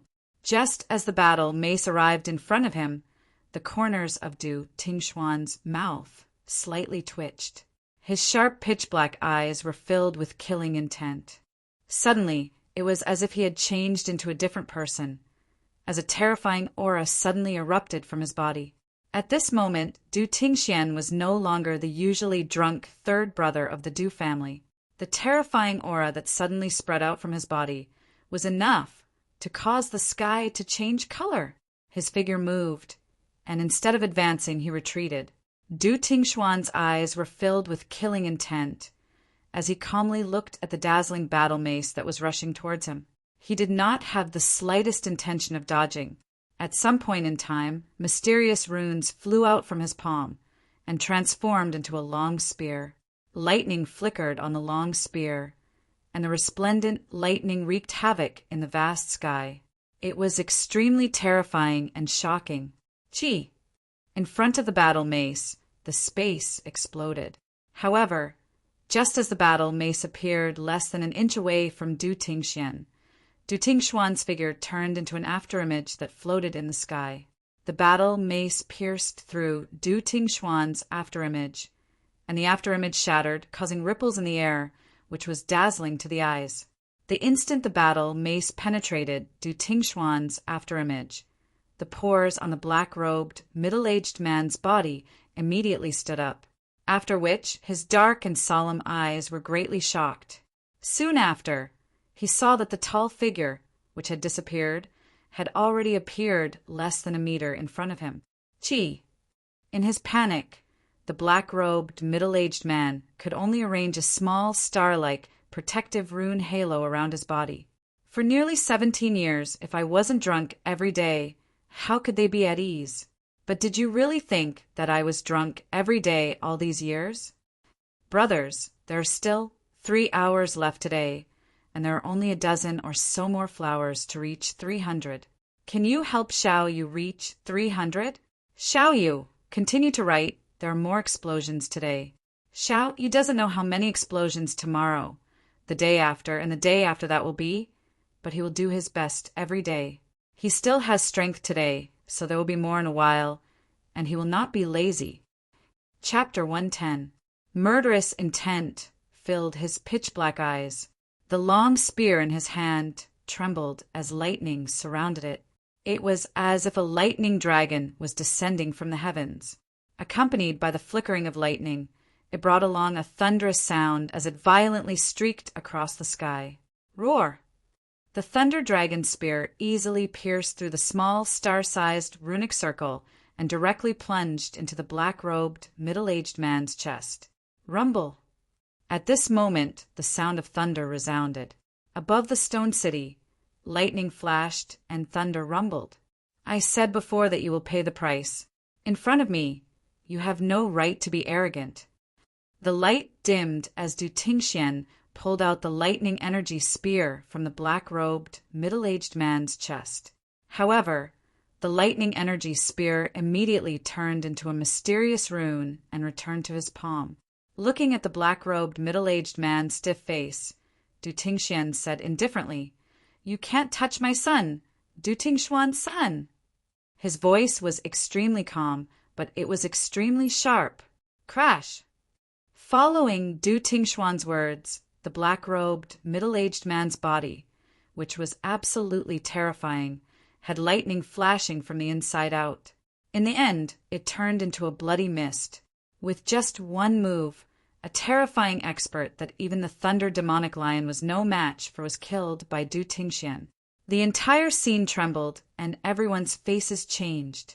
Du Jinwu and Du Zhixiong were also shocked. It was obvious that they did not know that their third brother's strength had reached such a terrifying level. This was no longer an ordinary expert. He had definitely reached the level of a super expert. The third brother of the Du family. In the silent surroundings, these 4 words were engraved in everyone's hearts. It turned out that the strongest expert in the Stone City was not the thunder demonic lion that had been guarding the Stone City for hundreds of years, Nor was it the king-scaled demonic tiger. Nor was it the recently emerged Du Xiaofu. It was Du Tingxian, the drunkard of the Du family, Du Xiaofu's father. A foolish young master and a drunkard for a father. This pair of father and son were once famous in the Stone City, and today their names shook the entire city. It was just that today everything had come too shocking. Goo goo! After a while, everyone sucked in a breath of cold air. Damn it! I was deceived by my old man for 16 years. Du Xiaofu looked at his drunkard father, who had already stepped into the air. After the initial shock, he quickly regained his composure, but his chest continued to rise and fall. Why aren't you making a move? Du Tingxian looked at the middle-aged man in white in front of him. The eyes in the middle of the white shirt were still filled with shock. Hearing this, he looked at Du Tingxian and said, "It's useless even if I make a move. I didn't expect that you haven't been idle all these years. We were all fooled by you. What do you plan to do?" Du Tingxian asked the middle-aged man in white. "Let's see if you will kill me as well," the middle-aged man in white said with a wry smile. "I don't intend to kill you." Du Tingxian looked at the middle-aged man in white and said, "I killed one because he wanted to kill my son. I didn't kill you because I want you to go back and tell them that you broke the promise first." Indeed, we broke the promise first. The white-clothed middle-aged man laughed bitterly, after which he looked at Du Tingxian and said, "However, forgive me for being blunt. With your current strength, I am no match for you. However, even with your current strength, you are still too insignificant before us. What can you do?" Du Tingxian smiled, picked up the wine jug hanging at his waist, and took a sip. He said, "I am still young, and my son is even younger. As long as we are alive, we will have a chance." "A chance?" The middle-aged man in white smiled faintly and said, "Actually, you should know very well how small this chance is." "No." Du Tingxian shook his head and said, "You should also know that it's not just me and my son. If you break the promise, it won't be just me and my son." The middle-aged man in white frowned as if he was speechless. "Scram! Go back and tell them that before I am alive, they must not touch my son unless I am dead." Du Tingxian looked at the middle-aged man in white without much courtesy. "I will pass on your words." The middle-aged man in white glanced at Du Xiaofu again, then left in a flash, quickly disappearing from everyone's line of sight. After the white-clothed middle-aged man left, everyone's eyes once again landed on Du Tingxian, who was hovering at a low altitude. Du Tingxian looked down at the blood flowing like a river, his eyes fluctuating. A wind blew, and the smell of blood swept across Stone City. The blood that has flowed in Stone City today must be repaid with blood. As his voice faded, Du Tingxian waved his long robe, and lightning suddenly surged in the air. Countless lightning runes flashed and disappeared. But in the sky above, endless dark clouds gathered, lightning flashed, and thunder rumbled. Swoosh! Suddenly, the middle-aged man from the flowing cloud county, who'd been suppressing by Wei, had a dumbstruck expression on his face. After that, a bolt of lightning flashed before him, and then it directly transformed into a bolt of lightning that blasted onto his body. "Ah!" The middle-aged man in Pulse Spirit Realm immediately screamed, and then was bombarded into a bloody mist by the thunderbolt. "Ah!" Then continuous screams rang out, echoing in the streets of Stone City, causing people to feel a chill in their hearts. Then, in the flowing Cloud County army, as long as the cultivators above the Pulse realm, a strange lightning appeared in front of them, and then they were directly blasted into pieces by the thunderbolt. The screams and wails only lasted for a moment, and after the sound of thunder resounded, almost 100 Pulse realm cultivators were directly turned into ashes, not even leaving behind a corpse. In the flowing Cloud County army, all the cultivators above the Pulse realm were killed in an instant. Gulp, gulp. Everyone swallowed their saliva, dumbfounded. This terrifying way of killing made everyone's hair stand on end, and their hair stand on end. A bolt of lightning fell on the thunder lion that was still bound, turning into a lightning rune, and then directly destroyed the rune binding on the Thunder Lion's body. Roar! The Thunder Lion regained his freedom and let out a low growl. Then the lion's eyes looked at Du Tingxian and said, I didn't expect your cultivation to have reached such a level. You are indeed the one with the strongest talent I have ever seen in Stone City. Back then, I still owed you a favor. The sharpness in Du Tingxuan's eyes faded a lot, and he smiled as he looked at the Thunder Lion. Back then, you snuck into the Yi family, wanting to sneak into the lightning pool. But you didn't know that the lightning pool only opens once every 3 years. The Thunder Lion shook its majestic body and also smiled. However, you gave me a drop of essence blood and kept it a secret for me, so I owe you a favor. Unfortunately, I have been busy all these years, so I haven't been able to pay you back. There was an apologetic expression in Du Tingxuan's eyes. It was precisely because of that drop of lightning monstrous lion's blood essence from back then that he had obtained many benefits in his journey of cultivation. However, that favor was something that he had never been able to repay in all these years. Your son paid it back for you, and the interest was not small. The Thunder Lion smiled. That's right, he is my son. Du Tingxian slightly smiled, and then the surrounding figure fluctuated, and he mysteriously disappeared in mid-air. Roar! Looking at Du Tingxuan's disappearing figure, the Thunder Lion roared, and then loudly said, Those who left behind a blood debt in Stone City. Blood debt must be paid with blood. Leave no one alive. Kill!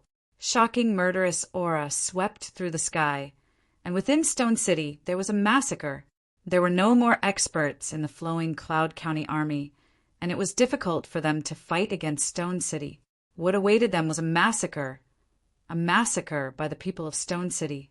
Blood debt must be paid with blood, and the massacre continued until dusk. On the streets of Stone City, blood flowed like rivers and corpses were everywhere. Du Xiaofu left the king-scaled demonic tiger on the battlefield, but he did not participate in the final massacre. Already exhausted, it was difficult for him to even walk. In the end, Du Xiaofu was supported by his cousin, Du Shui, back to the Du family. Du Hao, Du Guo, Du Yan, Du Yu, and the other juniors had also been killing the enemies. Each of them was covered in blood, and their eyes were red. Facing the enemy, they did not lose any face for the Du family. Fu Ibai was still digging out the ant nest. When he saw Du Xiaofu return, his expression was not good. He unwillingly raised his head and said, Big brother, let's have another bet, okay? Whoever stares at the ant nest the longest wins. If you lose, you will have to call me Big Brother in the future. Not interested. Du Xiaofu was not interested. He needed to immediately adjust his breathing. Don't go. Otherwise, we can wait until your injuries are better. Fu Yibai loudly said. All these years, what he wanted to do the most was to win back his original bet. He absolutely could not lose. He had never lost before. After returning to the courtyard, Du Xiaofu did not see his drunkard father, so he went back to his room. Du Xiaofu called out to Jin Qingchen in the small pagoda, but he did not hear any response from Jin Qingchen.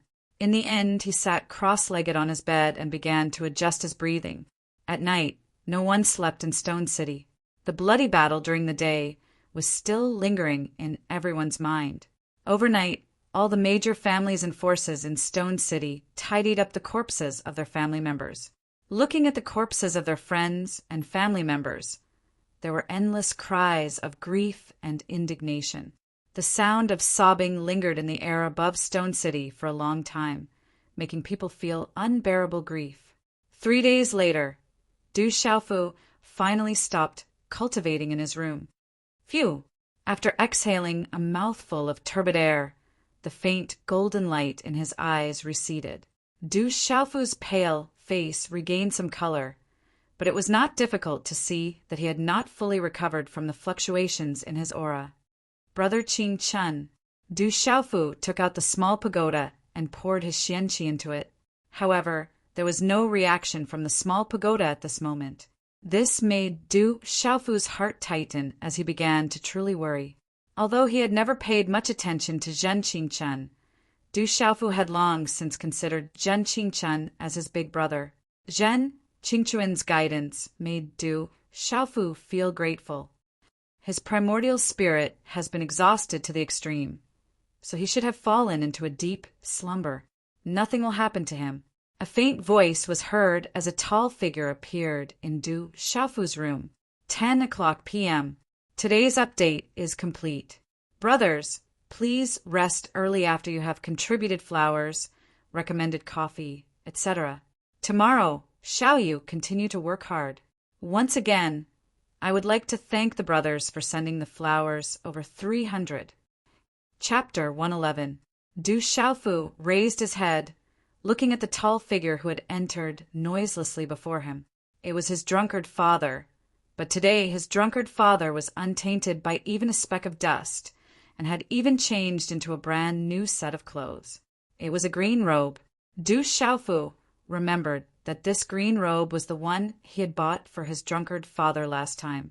The drunkard's father's messy long hair was combed to the back of his head. A few strands of hair fell on his shoulders, making his already resolute face even more handsome. Du Tingxian also followed Du Xiaofu's gaze to look at the robe he was wearing, and said softly, "It fits quite well. I seem to look quite like you."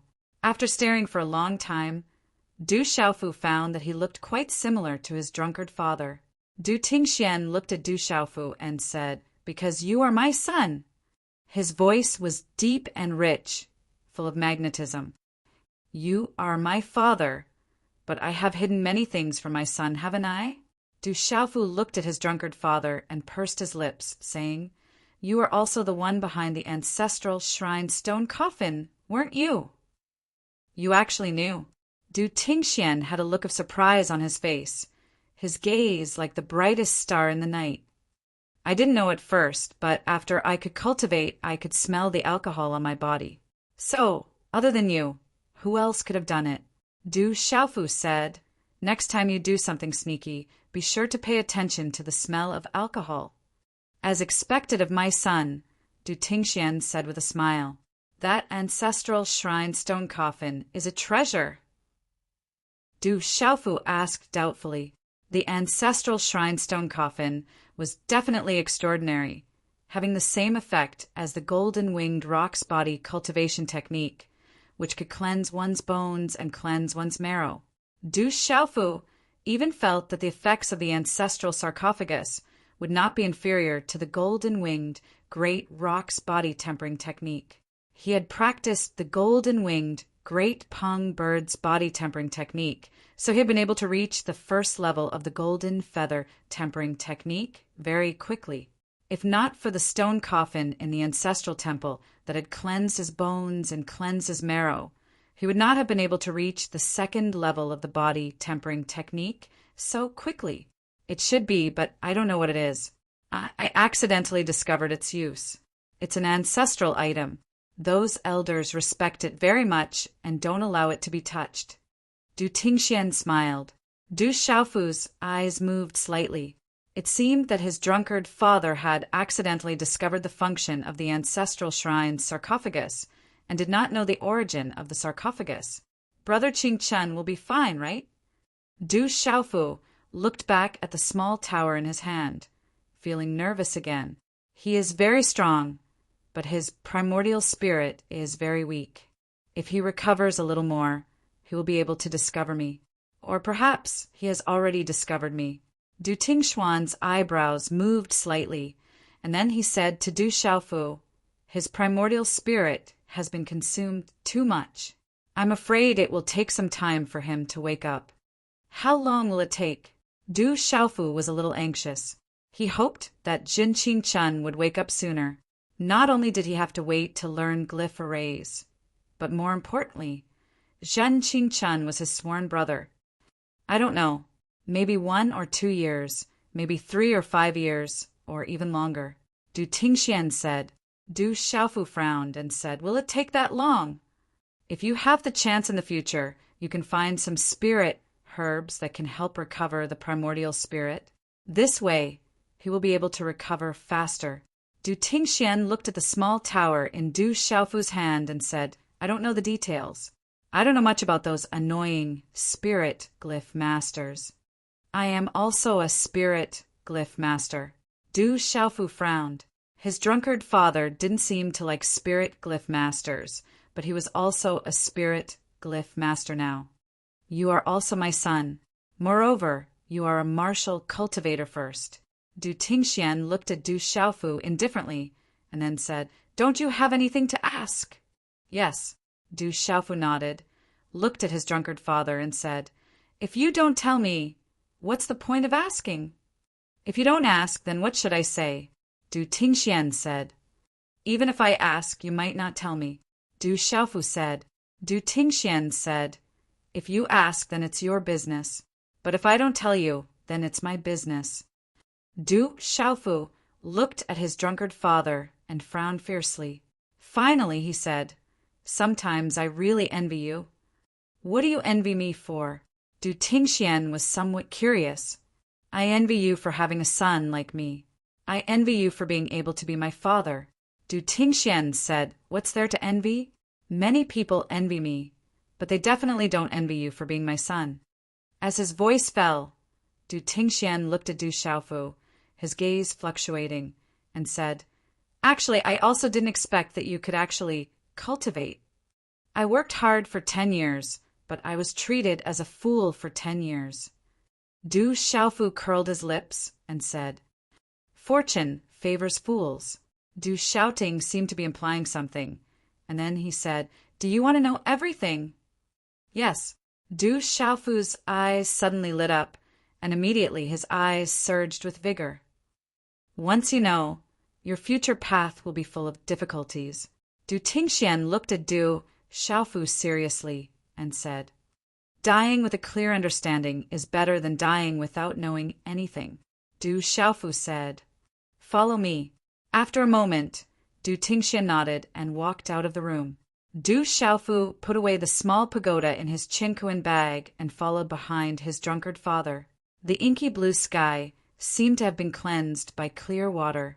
It was fresh and clean, both gentle and solemn. Following his drunkard father, Du Xiaofu arrived at the depths of the mountain range behind the Du family's residence. It was even further than the place where he usually cultivated in the back mountain. This was a mountain peak. Looking up from below, the mountain peaks were very complicated, majestic, and strange. However, when Du Xiaofu reached the top of the mountain, he found that the mountain peak not far away was even more majestic. This made Du Xiaofu feel touched. When people were at the foot of a mountain, they would often sigh that the mountain was too high to reach. However, at this moment, the mountain quietly revealed to you that many people were leisurely descending from its peak. You didn't bring me here to climb the mountain, right? Du Xiaofu looked at the mountain range in the distance, then raised his head and looked at his drunkard father. Nope. As the low and deep magnetic voice fell, Du shouting formed a seal with his hands, and a rune light gushed out from between his eyebrows, bursting out with a dazzling light. It was like the bright moon, but also like the morning dew, flickering indeterminately. It carried a terrifying fluctuation and an incomparable aura that intertwined with each other. Walala! Then Du Xiaofu found that the rune between his drunkard father's eyebrows was dazzling, as if it was pulling open a painting of the void. A large amount of rune light fluctuated, causing the space to creak. It was obscure and mysterious, and it circulated with an illusory and real light. It was very mysterious. In the end, it enveloped Du Xiaofu, and some runes also rushed into Du Xiaofu's mind. Suddenly, Du Xiaofu felt a sharp pain in his mind. Then he seemed to have entered a dreamland, an exceptionally vivid dreamland. There was a mountain range that rose and fell in a circle. The peaks were like the outline of a city, verdant and steep, covered by clouds and fog. The vast mountain range was filled with an ancient aura, as if this place had existed for an unknown number of years. Roar! Ao! On the terrain of a precipitous cliff, there were many fierce birds and ferocious beasts. There was a fierce Cheongqi that looked like a cow and sounded like a dog. There were also beasts that looked like a horse, with a white body and a black tail. They had a horn on their head, tiger fangs, and tiger claws. They ate tigers and leopards, fought gods, and sounded like a drum. There were many birds that flapped their wings and circled low in the sky. There was a bird that looked like a crow with 3 heads and 6 tails and was called a swanee. There was also a bird that looked like a jay with 5 colors and was called a swan. The numerous ferocious beasts roared like thunder, and their entire bodies emitted a terrifying aura. The sounds of the ferocious birds that flew low in the sky could pierce through metal and split rocks. Their bodies were like dark clouds that pressed down, and their auras caused one's heart to tremble. The aura of the ferocious birds and ferocious beasts spread out, causing the depths of the vast mountain range to become silent. Countless birds and beasts lay dormant, and their bodies trembled without end. If any one of these ferocious birds and ferocious beasts appeared in the outside world, it would probably be sufficient to cause the heavens and the earth to tremble. Any one of these ferocious birds and ferocious beasts was in existence that was revered by millions of people in the outside world, and at this moment they seemed to have been tamed by someone. Above the cliffs, numerous stars descended from low in the sky. If one looked carefully, one would realize that they were numerous figures that stood in the sky. The aura that spread out from their bodies was like a halo of light, and they were like stars. There were several terrifying figures in the middle. The halos around their bodies were like dazzling suns, causing one to be unable to look directly at them. It caused the entire vast mountain range to sparkle with light, and it was as if a god had descended to the world. Such a terrifying aura and momentum shook the heavens. The visual impact was like that of a legend, and it was enough to leave behind countless legends for the future generations. Ao Tong, hand over the demon that shouldn't exist in your embrace. Otherwise, the clan's rules will be merciless. Among the numerous terrifying figures that were like dazzling suns, a loud shout resounded through the sky like thunder, and it reverberated endlessly for a long time. Within the mountain range, when the ferocious birds and ferocious beasts heard the voice, their bodies trembled. It was as if the thunderous voice contained endless ancient majesty. Second Protector, my son and daughter are not demons. Under the square, 2 extraordinary figures, a man and a woman, stood. The woman was otherworldly, as if she was proud and independent. She looked at the terrifying figures that were like dazzling suns, and there was not the slightest trace of fear in her eyes. Her arms were tightly holding 2 babies that seemed to have been born not long ago. The 2 little fellows had just been born, but their eyes were bright and full of spirit, as if their spiritual aura was about to overflow. In the surrounding mountains, the thunderous shout caused the ferocious birds and ferocious beasts to tremble, but the 2 little fellows were not alarmed or afraid. The little fellow on the left, who was held in the arms of the otherworldly woman, stuffed his little finger into his pink and tender mouth and sucked. It was as if his finger was smeared with honey, and there was a clicking sound as he sucked. The little fellow on the right, who was waving his little hands around, was not idle for even a moment. His face was exquisite, and he was extremely cute. If they are not demons, then why have they been pregnant for 3 years and 6 months? When these 2 demons were born, heavenly lightning descended, and they suffered the wrath of the heavens. In order to prevent a calamity from befalling our clan in the future, these demons must not be left alive. Continuous posting. There will be more soon. Chapter 112. The shout rang out once more from the terrifying figure like a dazzling sun. A fierce aura spread across heaven and earth. As the shout fell, countless terrifying auras surged behind her. Ferocious birds and beasts roared, causing the winds to blow and clouds to surge. Ha ha! Who dares to say that my children are monsters? They are clearly gifted. Who said it was lightning descending? It was clearly a vision of heaven and earth, the birth of a god, the sign of a holy sovereign. Beside the otherworldly woman, a tall young man with a dignified appearance laughed arrogantly. The tall young man was dressed in battle robes. His fists were clenched tightly, his face resolute. His eyes emitted cold stars, his curved eyebrows were painted, his chest was broad, and his battle robes fluttered in the wind. He had an awe-inspiring presence that even 10,000 men could not match. He shouted, "If you want to touch my children, then you will have to ask if the Thunder Dragon in my hands agrees." As his voice fell, the tall young man stabbed a long spear into the ground in his palm.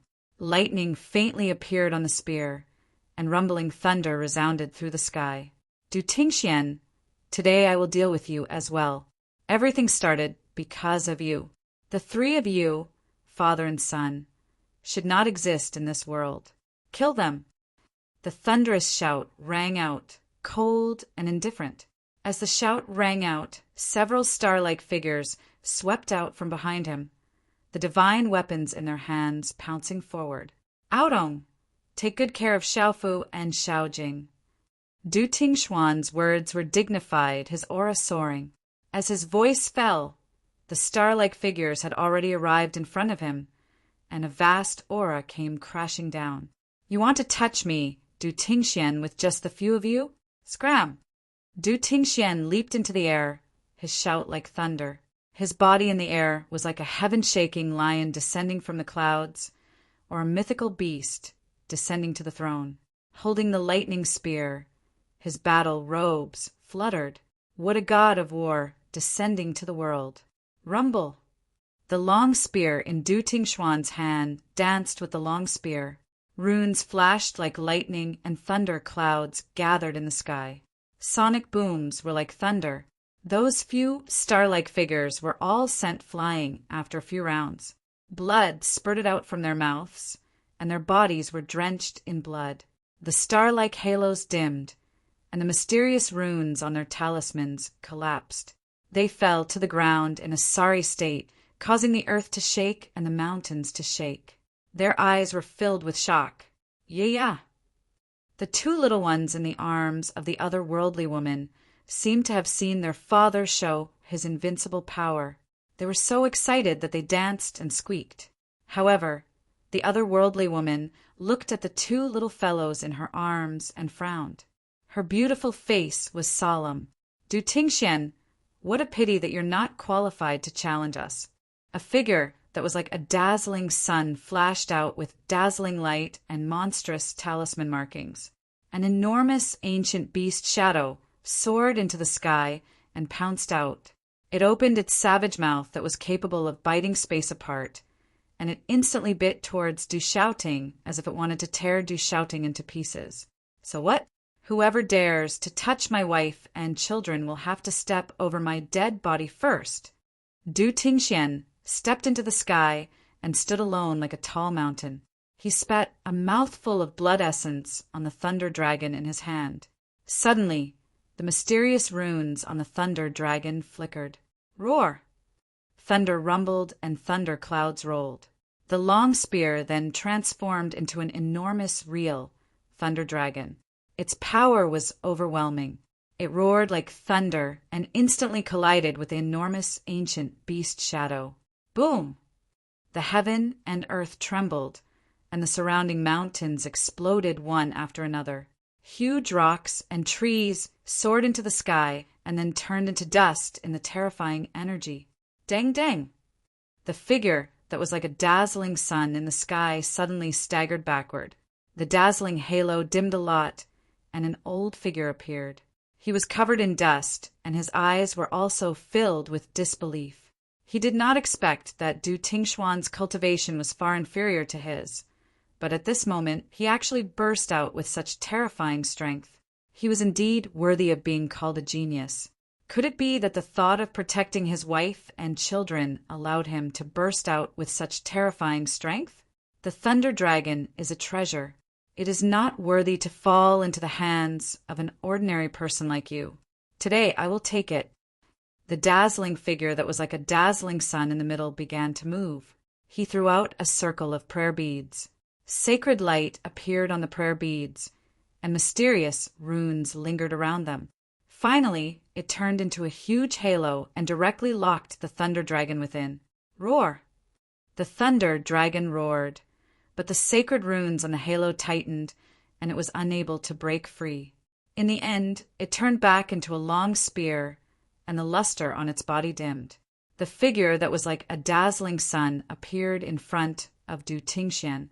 A palm print that was like a Buddha's palm fell. Sacred runes were emitted, and a vast and majestic aura soared into the sky and immediately enveloped Du Tingxian. "Break for me!" Du Tingxian roared. His battle robe fluttered, and his aura shook the heavens. Blood dripped from the corner of his mouth, and it seemed that he had already put his life on the line.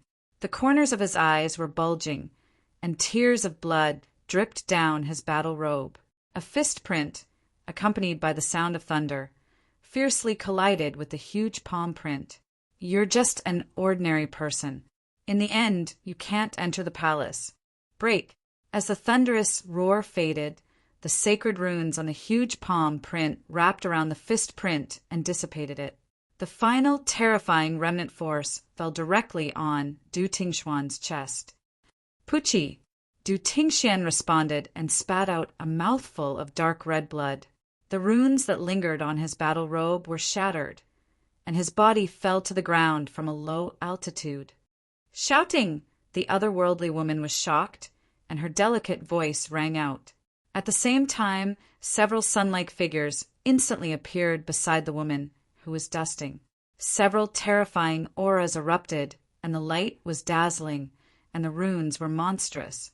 If it was before she gave birth with her talent, she might not be afraid of these experts of the clan. However, she had just given birth and was at her weakest. At this moment, she did not have much strength to fight. Bang! In a short confrontation, the otherworldly woman could not withstand the strength of numbers, and she was carrying 2 babies. In an instant, she was hit by a palm. The little guy in her left arm was also sucked away by a huge force and fell into a circle of light like the sun. The otherworldly woman's face turned pale with fright. She tightly held the other baby in her arms, who was almost sucked away, and hissed, "Let go of my son!" Shouting, "Quickly save Xiaofu! Those who touch my wife and child will die." It was unknown when long Xiaofu had crawled up and leapt out like a bolt of lightning. He spat out a mouthful of blood and used a secret technique to transform into a bolt of lightning that directly bombarded the dazzling figure. It shattered the dazzling halo and turned into rays of light that spread out in all directions like a firework. Chi-la-la! The figure inside was directly blasted away, and blood spurted out from the light. Chi! The little guy immediately fell into Du Tingxuan's arms. Such an earth-shattering and tragic battle did not cause the little guy to show the slightest bit of fear or panic. Instead, his eyes were clear and bright, and he looked at his father with his lively eyes. His little hands were still dancing, and he seemed extremely excited, as if he wanted to follow his father into battle. "Xiaofu, with father here, you will be fine." Du Tingxian softly called out to the baby in his arms. His body was dripping with blood, and his battle robe was torn. Although he was in a sorry state, his aura was still daunting. However, he seemed to have used the last of his strength just now, and his aura was already extremely weak. Bang! Under a low and deep sonic boom, a huge force instantly landed on Du Tingxuan's back, causing Du Tingxuan's body to fly back dozens of feet. Blood spurted out from his mouth, but when he landed, he turned around and protected the little guy in his arms. This monstrous bastard cannot be left alive. As Lei Ming's shout fell, a huge suction force surged out. In an instant, the little guy was immediately sucked in front of the sun-like halo. Du Tingxian was heavily injured, and he was dripping with blood. He no longer had the strength to resist. Within the sun-like halo, a dazzling palm print swept out and landed on the body of the little guy who had just been born. Bang! As the palm print landed, the body of the little guy who had just been born became soft. Before he could even cry out, his eyes stopped on a vast figure that could not be seen clearly within the sun-like halo. His eyes immediately closed powerlessly, and his small chest stopped moving up and down. His heartbeat stopped. "Xiaofu!" Heart-wrenching screams came out from Du Tingxian and the otherworldly woman's mouths. Their eyes were filled with blood and tears. However, at this moment, one of them was heavily injured, and it was difficult for him to move. The other had long been captured by the clan's experts and was unable to move. They looked on helplessly as the little guy's life force was destroyed by a palm print. Their hearts seemed to have stopped as well. Monstrous bastard, you should not be left alive. The little guy whose heartbeat had stopped was thrown on the messy ground. Within the sun-like halo, a palm print once again landed on the heavily injured Du Tingxian. Ninth Protector, if you dare to kill him, I will commit suicide. I'm afraid it will be difficult for you to report back to the clan. When the terrifying palm print landed, it was likely that Du Tingxian would not be able to survive. The otherworldly woman recovered from extreme pain and immediately shouted. The palm print stopped above Du Tingxian's head. Then it gradually dissipated. Within the sun-like halo, a shout rang out. Ao Tong, you can't threaten me. The three of them must die. Then I will die together, the otherworldly woman shouted. After a moment of silence within the sun-like halo, the voice said, You can't die even if you want to now. Let's talk about it when we return to the clan. As the voice faded within the sun-like halo, a rune light suddenly swept towards Du Tingxian with lightning speed. Sigh. A faint sigh seemed to pass through the sky.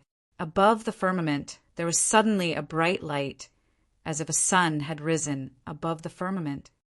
Whoosh! A mysterious rune swept down from the sky, passing through the obstruction of time and space.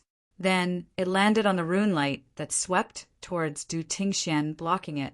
Then both of them silently disappeared in the sky. Greetings, ancestor.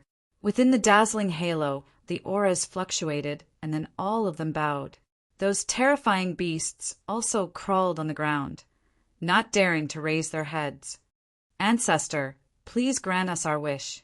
The otherworldly woman raised her head and looked towards the depths of the firmament, pleading. Chapter 113. Child, you are exceptionally intelligent. Why did you lose your sense of propriety this time and cause such a huge trouble? A voice rang out from the radiance in the sky that resembled the sun. Yeah. In the celestial maiden's bosom, a baby in swaddling clothes was crying. It seemed that the dazzling light in the sky had attracted the baby's attention. The baby stared at the light in the sky and waved its little hand as if it wanted to reach out and grab the light. In the dazzling light in the sky, a soft voice came out. Then an invisible energy fell down. It was like a multicolored light. Then it wrapped around the baby in the arms of the woman. Within the multicolored light, there were talismans moving. Its aura was shocking. Unbelievable. Really unbelievable. The voice in the sky became more and more surprised. Then a multicolored light came down and landed on the baby whose heart had stopped beating. The talismans wrapped around the baby. Finally, the light disappeared and the voice came out again. The girl is gifted. She was born a holy sovereign. The boy was born with an incomplete martial vein. He was born mediocre. However, he was lucky. He still had a chance to live. Gifted. She was born a holy sovereign. When the voice came from the sky, the figures in the light looked at the swaddling clothes in the woman's arms in shock. How powerful was a natural holy sovereign? Fine, I will make the decision today. Ao Tong, bring your daughter back to the clan. As long as that father and son live in seclusion and never meet you and your daughter again, I will protect their lives. No one will be able to touch them. A voice rang out from the sky. Ancestor. The woman pleaded. Do you want the father and son to die today? The voice in the sky came out. This is the final decision. No one can talk about it. Let's leave it at that. As the voice fell, the dazzling light in the sky faded away. There was no more sound. Du Tingxian, you and that trash bastard live in seclusion. If anything happens, the ancestor will not protect you. The figure within the brightest halo shot a glance at Du Tingxian and the little fellow in his arms. There was no pity in his eyes, only a look of superiority and disdain. Roar, roar. Ao, ao. One by one, the godlike figures left on ferocious birds and beasts. The otherworldly woman looked back at Du Tingxian, who was kneeling beside the little guy with tears all over his face. Tears streamed down her delicate face, but she had no choice but to gradually disappear into the distant sky.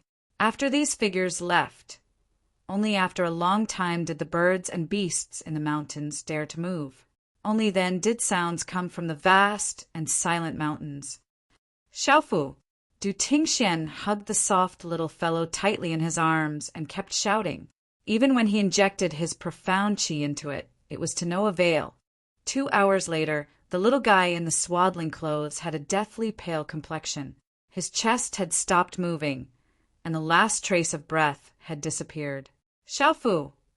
Du Tingxuan's eyes glazed over as he stared at the baby in swaddling clothes. Time gradually passed and night fell. The bright moon hung high in the sky. On the mountain peak, Du Tingxuan's figure was still holding the little fellow in his arms. He stood motionless until late at night. Rumble! Suddenly, high up in the sky, a fierce thunder sounded out of nowhere. Suddenly, the sky changed color. Thick, dark clouds covered the sky, mixed with lightning and thunder. The flickering curtain of night was as bright as day. Heaven and earth suddenly darkened, and the ground shook. In the mountains, the tides of the rivers rose and fell. The fierce thunder on a clear day resounded in the sky for a long time. In this side of the mountains, tens of thousands of beasts were galloping and roaring, worshipping the sky. They were inexplicably terrified. Boom! Above the sky, an ancient energy fell from the sky. The majestic aura was oppressive. The energy was ancient and wild, as if it had passed through the shackles of time and space, and then fell on the little fellow in Du Tingxuan's arms. Rumble! The whole world seemed to be awakened at this moment. The earth trembled and roared, rolling from afar, as if tens of thousands of beasts were galloping. Huge cracks appeared in the endless mountain range. The towering trees collapsed one after another. The mountains shattered and the abyss shifted. Divine thunder of the heavenly generals, the heavenly might descends, a vision of heaven and earth. Xiaofu! Du Tingxian was shocked. Under the heavenly might, his body trembled. Holding the little fellow in his arms, he welcomed the baptism of the energy that had passed through the shackles of time and space. His eyes trembled with reverence. Under the envelopment of the energy that fell from the sky, the little fellow in swaddling clothes, whose little chest had already stopped moving, suddenly trembled. It actually recovered some weak fluctuations. Then it opened its mouth and spat out a mouthful of dark red blood. It actually began to cry loudly. Wah wah! The little fellow cried loudly. Although the cry was weak, it was like a great bell that resounded on the peak of the mountain behind the Du family. Du Xiaofu's ears were filled with the sound of the great bell. Hot tears rolled down from his eyes. He clenched his fists, and his chest rose and fell violently. Du Xiaofu saw everything in the dream with his own eyes. His chest rose and fell, and his eyes became blurry. His heart was filled with sadness, bitterness, anger, and emotions. Du Tingxian walked over to Du Xiaofu and gently patted his son's shoulder. He did not say anything, and only suppressed his own emotions. His eyes were filled with tears and bitterness. Perhaps as a father, he did not want his son to see his powerless side. Father, that's my mother, right? Du Xiaofu raised his head and looked at his father. He had always suspected that what his father told him about his mother was fake. Yes. Du Tingxian nodded. I have an elder sister or younger sister. In that vivid dream, there was a baby girl. Du Xiaofu could clearly feel that the baby girl was connected to him by blood. Your younger sister was born 2 hours later than you. You are Xiaofu and she is Xiaojing, Du Tingxian said. Finally, his eyes could not help but tremble, and then hot tears rolled down from his eyes. How strong are those people? Du Xiaofu looked at his father with red eyes and clenched fists. Du Tingxian raised his head and looked at the sky. Very, very strong. One day, I will overturn them. I want to see my mother and sister. Du Xiaofu clenched his fists, and his nails dug into his palms. Faint golden blood flowed from his palms. I want to, but they are very strong. Now that they have come to our door, I'm afraid they will continue to come. Are you afraid? Du Tingxian turned around and looked at his son.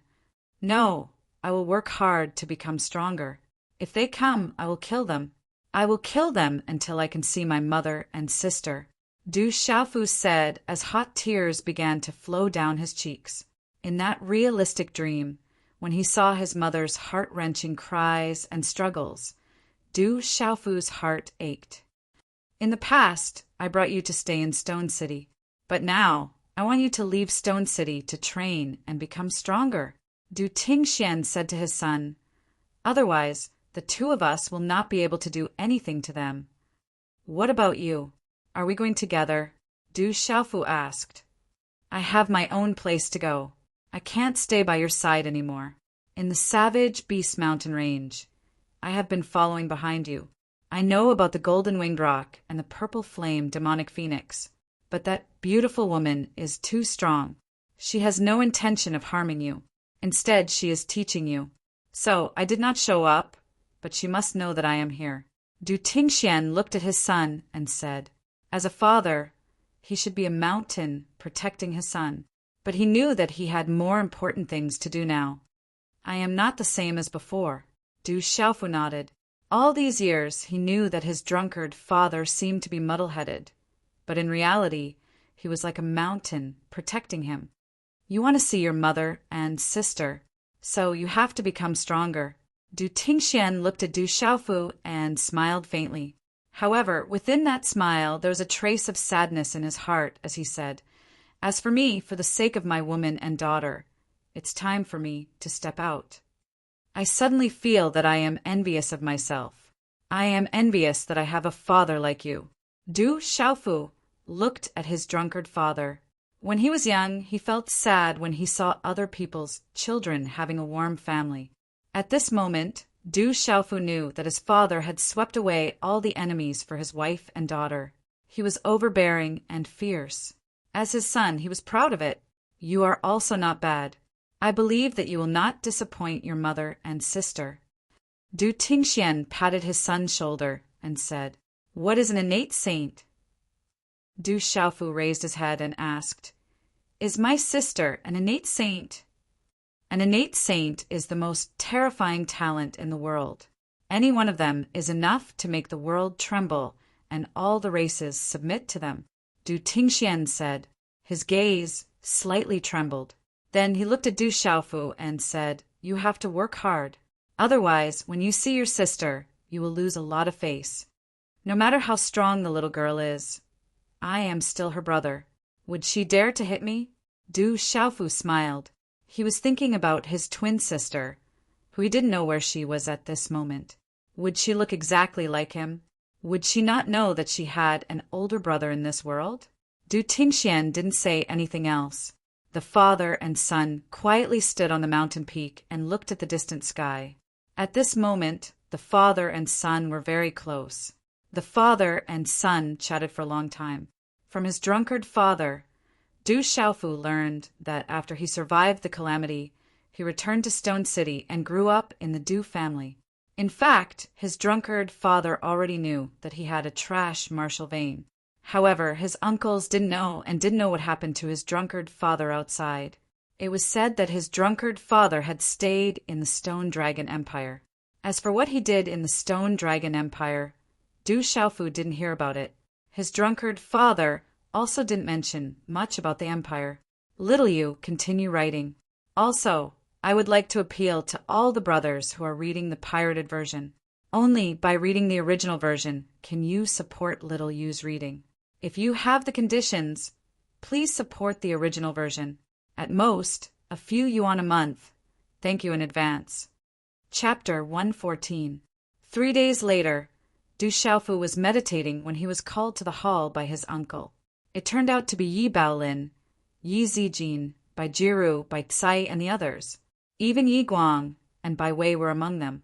However, these two Meridian Spirit Realm cultivators were extremely courteous in front of Du Xiaofu. They didn't put on airs at all. What, you want me to be the city lord? When Du Xiaofu learned of their intentions, he was so shocked that his mouth formed a circle. He shook his head without any hesitation and said, "You should find someone else. I can't be the city lord." No matter how Yi Baolin and Yi Guang tried to persuade him, Du Xiaofu was not interested.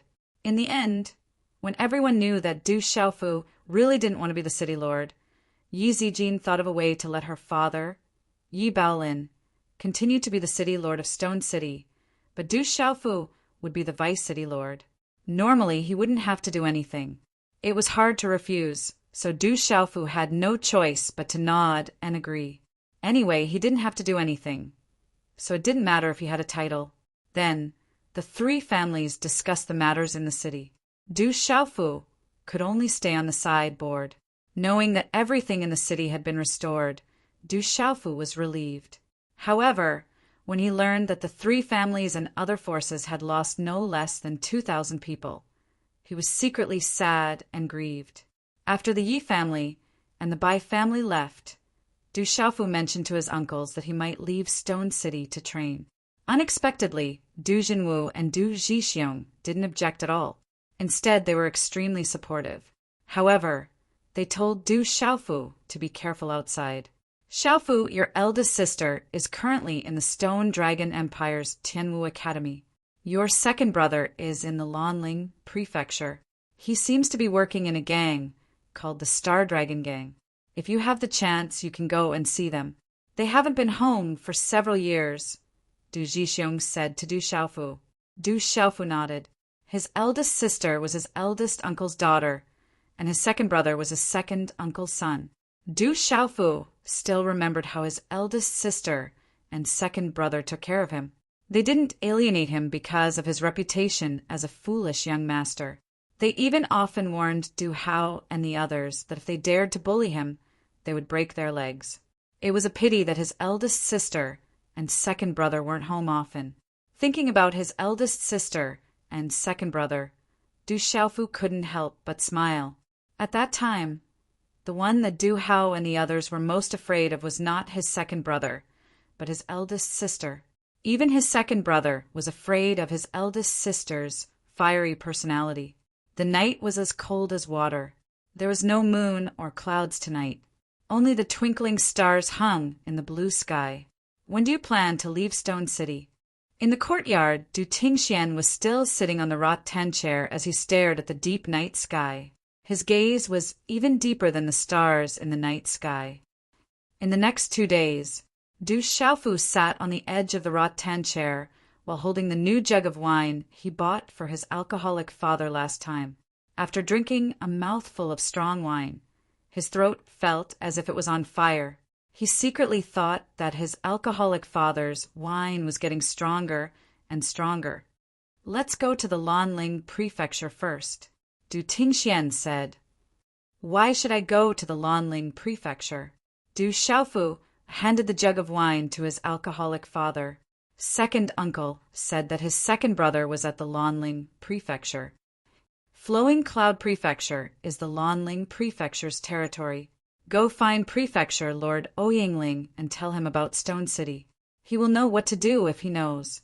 Du Tingxian took the jug of wine from his son and said, Du Xiaofu knew that the destruction of the Flowing Cloud Prefecture's army in Stone City would be troublesome in the future. He raised his eyebrows and said, "But I don't know the Mansion Lord of the Lanling Prefecture. I'm afraid that even the Mansion Lord of the Lanling Prefecture wouldn't be easy to meet." Du Tingxian took a sip of wine and said, "I know him." Looking at his alcoholic father, Du Xiaofu didn't know what else to say.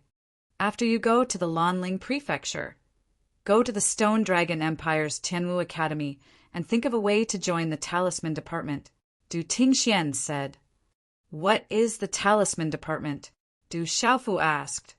Tianwu Academy is divided into the Martial Department and the Talisman Department. The Talisman Department is a place to nurture spirit talisman masters, Du Tingxian said. Du Xiaofu looked at his alcoholic father with a puzzled expression and said, I thought you didn't like spirit talisman masters. Asking you to go to the Talisman Department doesn't mean that I like spirit talisman masters. Du Tingxian glanced at Du Xiaofu and said, I will consider the Talisman Department, but I will only consider it. Your son is going to cultivate spiritual power now. It's up to you whether you like it or not.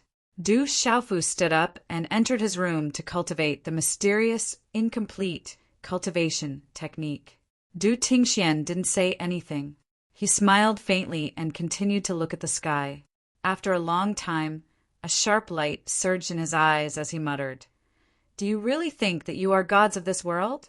Even if you are gods, I will drag you down sooner or later. The next day, in Fu Yibai's room in the Martial Repository, just as Du Xiaofu was about to bid farewell to Fu Yibai, he didn't expect to see Fu Yibai wrapping up the two-patch clothes he often wore and a bunch of other things. Old Bai, what are you doing? Du Xiaofu asked in puzzlement. I'm going to leave the Du family, Fu Yibai said, but his expression was somewhat depressed. When Du Xiaofu heard this and saw Fu Yibai's depressed expression, he immediately asked, Old Bai, did you encounter some difficulties? Do you need my help? Fu Yibai raised his head to look at Du Xiaofu and said angrily, I told Du Jinwu that I have been in the Du family for too long, so I want to leave the Du family to play outside. However, that kid actually said that I'm old and didn't let me leave. This, hearing Fu Yibai's words, Du Xiaofu's face immediately stiffened. From Fu Yibai's words, it wasn't difficult for Du Xiaofu to know that his uncle must be worried that Fu Yibai was old and had no children. If he left the Du family, what would happen if he encountered danger? However, he didn't expect Fu Yibai to be so ungrateful. Could it be that you also don't want me to leave and want me to work for your Du family for the rest of my life? Fu Yibai said to Du Xiaofu, Where do you plan to go? Du Xiaofu glanced at Fu Yibai and asked, I don't know, I want to walk around. I'll go wherever is fun, hee. Fu Yibai wrapped his bag in a few moves. When he saw that Du Xiaofu had no intention of stopping him, he immediately smiled at Du Xiaofu with an old face. It's very dangerous outside. It's not bad for you to stay in the Du family. If you want to play, the Stone City isn't small. Du Xiaofu helplessly looked at Fu Yibai and said, I'm already tired of staying in the Stone City. What's so fun about it? Fu Yibai rolled his eyes and squeezed out a smile on his wrinkled face. He looked extremely cunning and said, How about this? Let's call off our previous bet. If you agree, I'll consider staying. A bet is a bet. I'll always be your big brother. Goodbye, I won't send you off. Du Xiaofu glared at Fu Yibai. So this guy was just trying to stir up emotions. He was actually thinking about calling off the previous bet. He immediately turned around and left. Little brat. Fu Yibai fiercely glared at Du Xiaofu's back. Then, as if he thought of something, he curled his lips and revealed his yellowed teeth. He softly muttered, I'll never see this little brat again in this lifetime. This way, no one will know that I lost the bet. Yes, just like that. I'm too smart. A bright smile appeared on his wrinkled face. Fu Yibai immediately picked up his bag and left the room. The next day, on the Stone City walls, the king-scaled demon tiger transformed into a few meters and stood beside Du Xiaofu. Yi Zijin looked at Du Xiaofu and said, Be careful. If Senior Thunder Demon Lion comes out of seclusion, please tell him on my behalf that I won't be able to say goodbye to him. Du Xiaofu said, Last time, Leizu's seclusion was affected, and he was even injured. This time, I'm afraid that he will be in seclusion for a longer period of time. However, when Leizu comes out, I will tell him. Yi Zijin said, There's no need to be outside. Be careful, Du Jinwu said with concern in his eyes. Du Xiaofu nodded and immediately said goodbye to Yi Baolin, Bai Cai, Baijiru, and second uncle who came to send him off. Roar! A moment later, Du Xiaofu rode on the king-scaled demon tiger. Following the roar of the king-scaled demon tiger, Du Xiaofu soared into the sky and gradually disappeared from everyone's sight. Looking at the figure that was getting farther and farther away, Yi Zijin raised the curtain and frowned. That figure was getting farther and farther away, as if the distance between them was getting farther and farther. Does he really not belong to the Stone City? Yi Zijin said in her heart. Not long ago, Yi Guang had mentioned to her that that young man did not belong to the Stone City. Therefore, it was destined that the two of them would get farther and farther away. Zijin, let's go back. After a long time, everyone came down from the city wall. Yi Baolin looked at his beloved daughter, who was still standing on the city wall. On his handsome face, there was a trace of helplessness and a wry smile. Father, I also want to go outside. Yi Zijin turned around and looked at her father. She gently shook her head, causing half of her hair to flutter. She raised her hand and combed it. Why? Yi Baolin looked at his beloved daughter and asked. The Stone City is too small. It will be more exciting outside. Yi Zijin said. Yi Baolin did not immediately answer. Instead, a bitter smile appeared on his face. A grown girl cannot be kept at home. Sigh. Yi Zijin opened her mouth, wanting to say something. She looked in the direction where someone had just disappeared, but she lowered her head again and remained silent.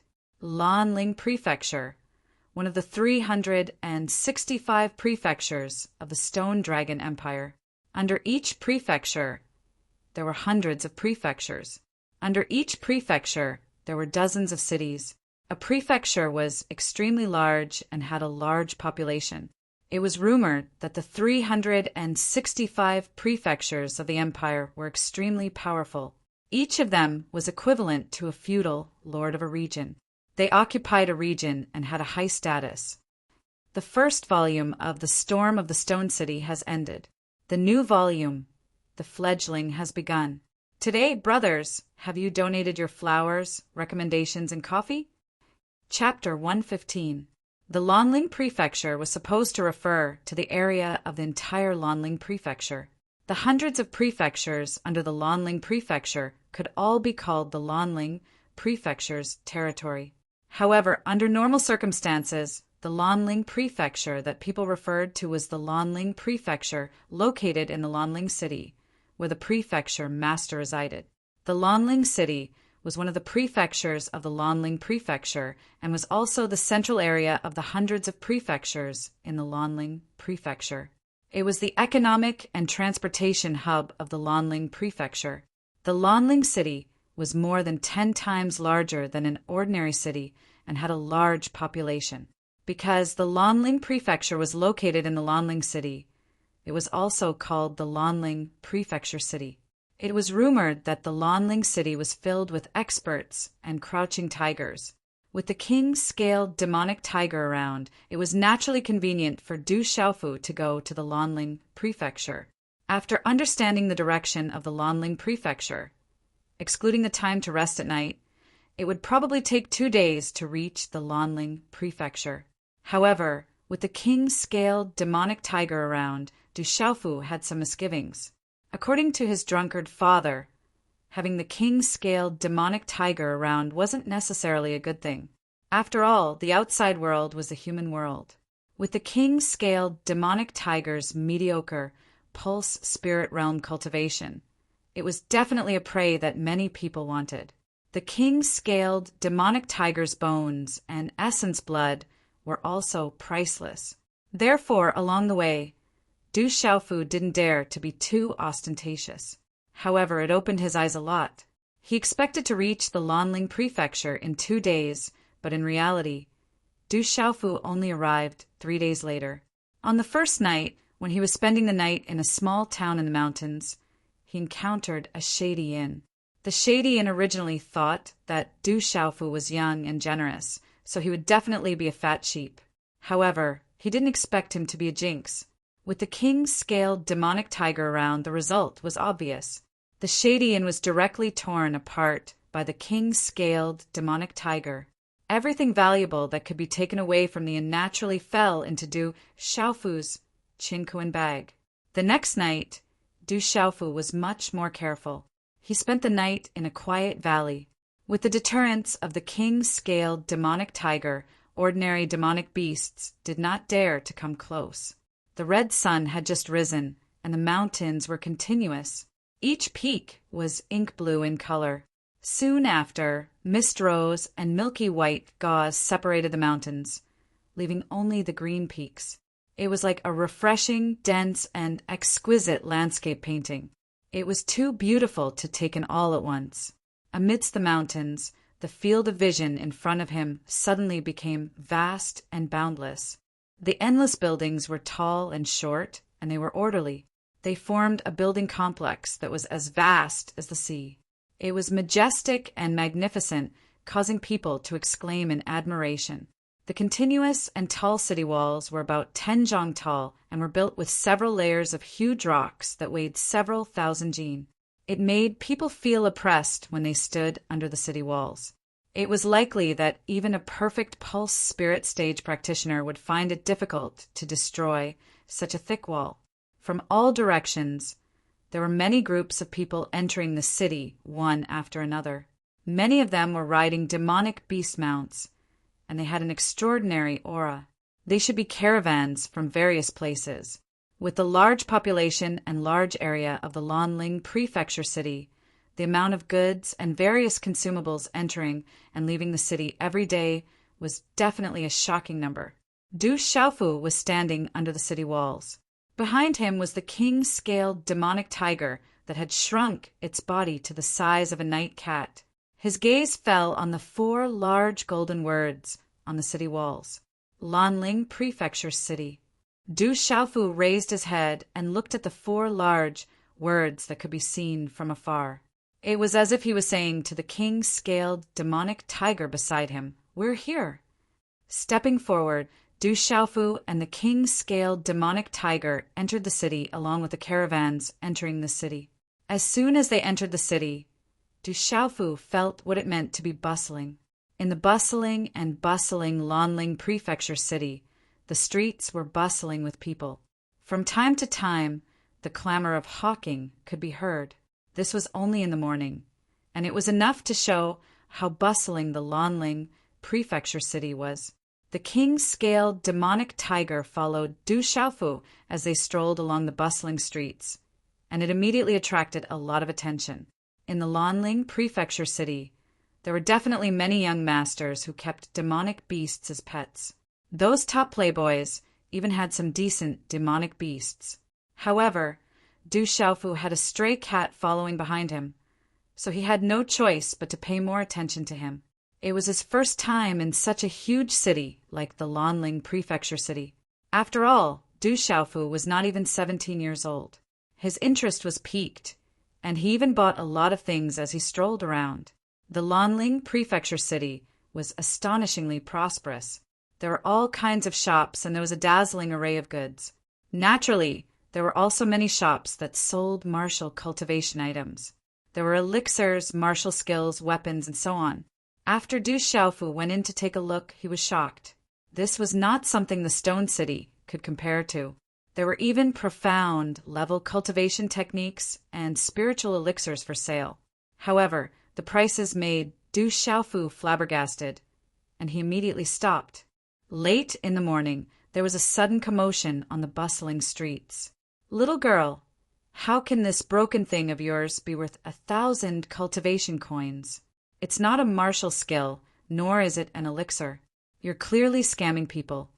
Quite a number of people had gathered at the corner of the bustling street. A young man dressed in luxurious clothes was holding a palm-sized object in his hand with his sleeves rolled up. His eyes, however, were looking at a young girl of 14 or 15 years old with malicious intent. Although the girl was young, her body was already curvy. In addition to her delicate and pretty face, she would definitely become slim and elegant in 2 years' time. "This is my ancestral item. It's said that this item is very special. If it wasn't for my aunt being seriously injured and needing treatment, I wouldn't have sold this ancestral item. The girl seemed to feel that the young man in luxurious clothes had no intention of buying it. She immediately snatched the palm-sized item from the young man's hand with a nervous expression. The gaze of the young man in luxurious clothes made the girl feel extremely uncomfortable, and she felt afraid for no reason. If this item is extraordinary, why would you be willing to sell it? Little girl, do you know what 1,000 cultivation coins represent? It means that I can buy a low yellow level martial skill. 1,000 cultivation coins is more or less enough to go to the Happy Red brothel and find a courtesan. Haha. The well-dressed young man laughed heartily. He looked at the young girl with an evil smile and said, I'm not interested in this broken thing. Why don't you follow this young master? In the future, you'll serve this young master as a personal maid. If you serve this young master comfortably, I'll give you 1,000 cultivation coins today. How about it? You look pretty good. If you wait for another 2 years, haha. As the young man in luxurious clothes spoke, his gaze became more and more filthy. Haha, this girl is not bad. She's a good virgin. It's a pity that young Master Gua made the first move. I'm so envious. The surrounding young men in luxurious clothes immediately echoed. Many burly men in guard attire stood at the side with obscene smiles on their faces. Although there were many onlookers in the surroundings, no one stepped forward to stop the young men in luxurious clothes. In fact, they even revealed fear in their eyes. Some of the onlookers in the crowd also pulled their female companions behind them. There were even some people who saw the young men in front and immediately pulled their female companions away in a hurry. Some of the female companions saw the young men in luxurious clothes and immediately turned pale. They turned their heads and left, afraid that they would be seen by the young men in luxurious clothes. It's Guokuin of Lanlings for young masters again. What Lanlings for young masters? They're clearly the 4 scourges of Lanling. Lower your voice. Don't let Guokuin hear you. Otherwise, you'll be in trouble. What a pity for that girl. Why did she have to meet that scum Guokuin? Many people in the crowd lowered their voices as they were afraid that the young men in luxurious clothes would hear them. However, the gazes in their eyes were filled with disdain toward the young men in luxurious clothes. I'm not selling this ancestral item. The young woman was a bit scared. She immediately turned around and wanted to leave. She could tell that the young men in luxurious clothes were not good people. Little girl, don't leave yet. Come with me. How about 2,000 profound coins? The young man in the middle immediately blocked the young woman's path and did not allow her to leave. No, I'm going back. The young woman was afraid. Tears were about to overflow from her innocent eyes. Then I'll send you back, okay? The young man in luxurious clothes was unwilling to let her go. He evilly smiled and grabbed the young woman's shoulder. Sigh, this bastard. He's bringing disaster to the Lanling prefecture city. When the surrounding crowd saw that, no one dared to interfere. Several cultivators with decent strength had furious gazes. However, in the end, they could only watch with folded arms. They did not dare to step forward. Seeing that the hand of the young man in luxurious clothes was about to grab the young woman's shoulder, the young woman wanted to back away. However, she panicked and didn't know what to do. Tears were already overflowing from her eyes. She looked very pitiful and pitiful, snatching a young woman in broad daylight. Do you even have any shame? His indifferent voice sounded. There was even a bit of immaturity in his voice. Chi. However, just at that moment, a purple-clothed young man suddenly appeared beside the panicking young woman. He waved his hand, and with a shake of his wrist, he grabbed the wrist of the young man in luxurious clothes. An invisible power suppressed the young man in luxurious clothes' hand. It actually pressed down the young man's hand a bit, and he was unable to move it forward in the slightest. Who is that boy? He actually dared to provoke Guokuin. He doesn't seem to be a disciple from some big family in the Lanling prefecture city. If that boy doesn't have some background, then he's an idiot. At that instant, everyone's gazes were astonished. All of them were astonished as they looked at the purple-clothed young man. The young man in luxurious clothes also looked at the purple-clothed young man in astonishment. Then he saw that the purple-clothed young man was 16 or 17 years old. Furthermore, it was an unfamiliar face. He was slightly stunned. Then, with a smile that was not a smile, he asked, "Boy, are you from the Lanling Prefecture city?" "No." The purple-clothed young man shook his head. Little Yu continued to write. Chapter 116. Then, congratulations. You don't have to implicate your clan. The youth in luxurious clothes had a faint smile on his face. His gaze instantly turned gloomy. With a flick of his wrist, a powerful aura surged around his body. He had actually reached the mysterious pulse stage. Judging from the youth's age, he was definitely extremely talented to be able to reach the mysterious pulse stage. An extremely powerful aura surged out from the youth in luxurious clothes. He directly broke free from the purple-robed youth's grip and clenched his hand into a fist. In an instant, he threw a punch at the purple-robed youth. His attack was clean and efficient. It was extremely extraordinary. You definitely don't have that ability. The purple-robed youth's gaze turned gloomy. The arm that was flicked away by the youth in luxurious clothes shook, and a faint golden cyclone suddenly surged on his arm. There seemed to be mysterious symbols surging within. Oscillating fist. Just as the former's punch was thrown out, the purple-robed youth raised his hand and clenched his 5 fingers into a fist. His fist directly punched out, and an astonishing aura erupted. Bang! In an instant, the 2 fists fiercely collided, and a low muffled sound rang out. Walala! Immediately, everyone saw that within the purple-robed youth's fist, there were astonishing 13 layers of energy waves that overlapped each other. Like a shock wave, they fiercely struck the youth's fist. Crack! The sound of the fist's bones breaking rang out. Under the astonished gazes of the surrounding people, the youth in luxurious clothes' right arm powerlessly drooped down, and a miserable shriek came from his mouth. Ah! The shriek was accompanied by the sound of bones breaking as the youth in luxurious clothes was violently sent flying. In the end, he fell on the street and spat out blood from his mouth. In one move, the youth in luxurious clothes was heavily injured. That youth is so strong. He's not just strong. No wonder he dares to stop Gokuin. I wonder where this youth came from. If he doesn't have a strong background, he's probably dead. The surrounding onlookers looked at each other with astonishment. Although Gokuin was young, he had already reached the mysterious level of the pulsation realm. In the entire Lanling Prefecture city, his strength and cultivation were considered to be quite good. Who would have thought that he would be severely injured by the purple-robed young man in one move? How dare you touch young Gua? Destroy this kid. After being stunned for a while, someone suddenly shouted loudly.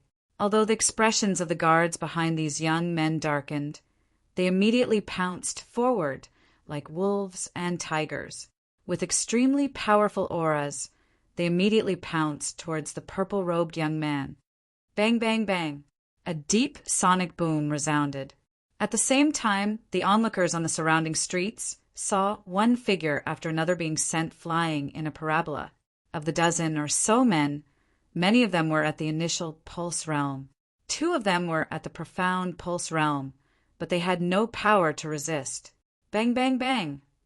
One by one, the burly men were smashed to the ground, spurting blood from their mouths. Their bones and tendons were broken, and it was difficult for them to get up. The few youths who were originally clustered behind the first finely dressed young man did not dare to make a move when they saw the scene.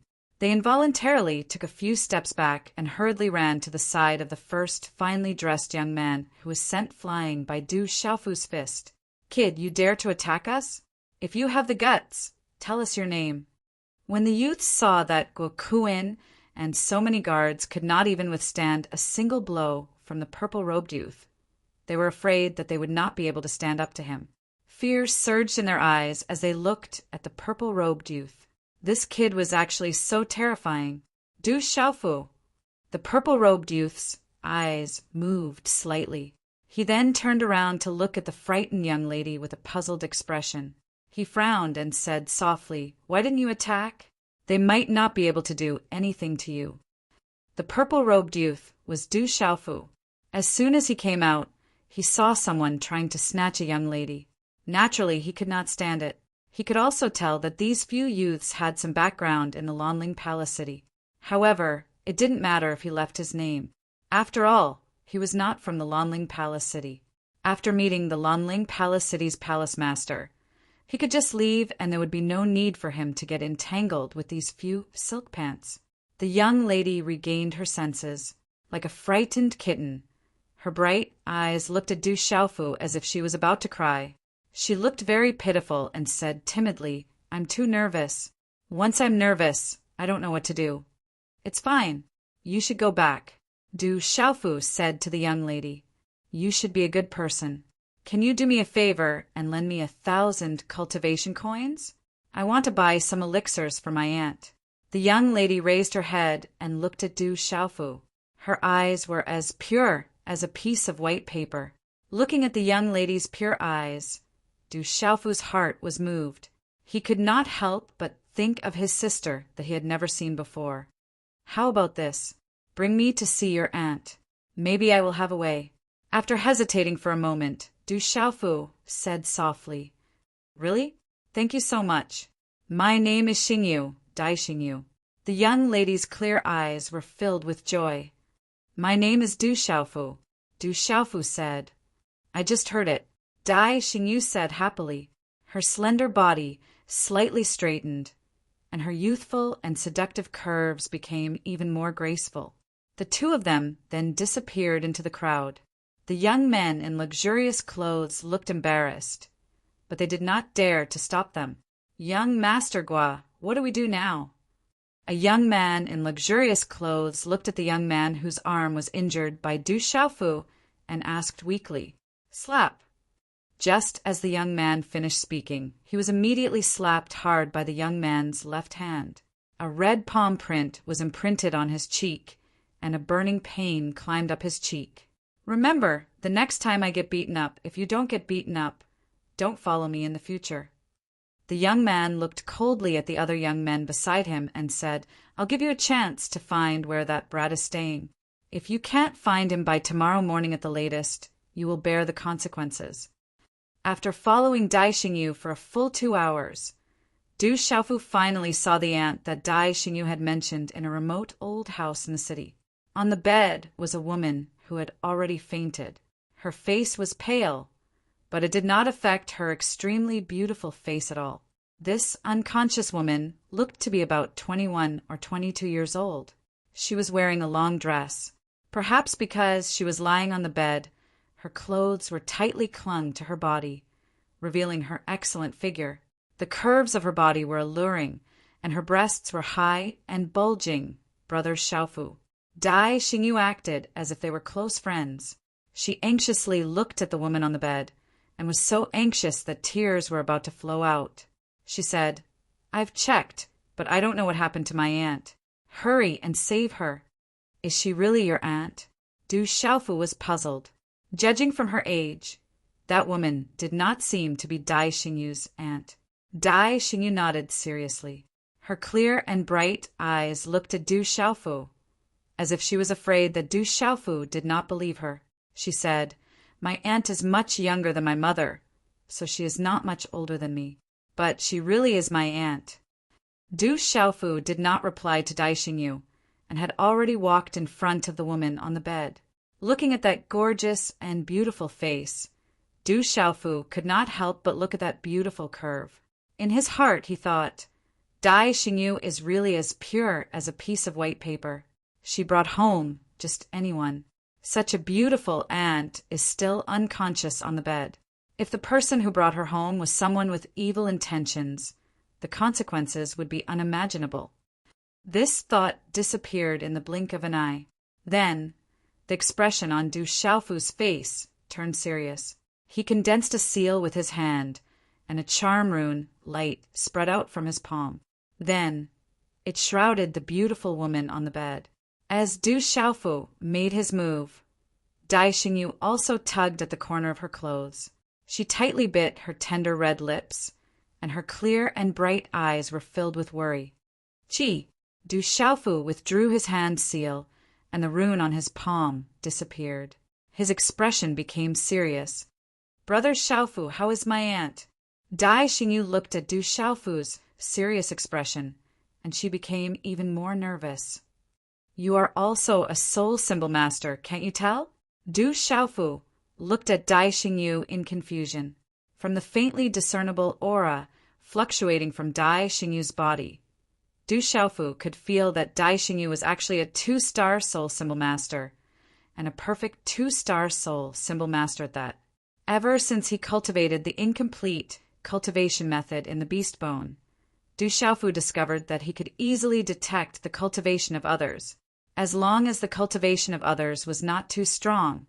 Even if they hid their cultivation, it would be difficult for him to not detect it. Therefore, Du Xiaofu was also very puzzled.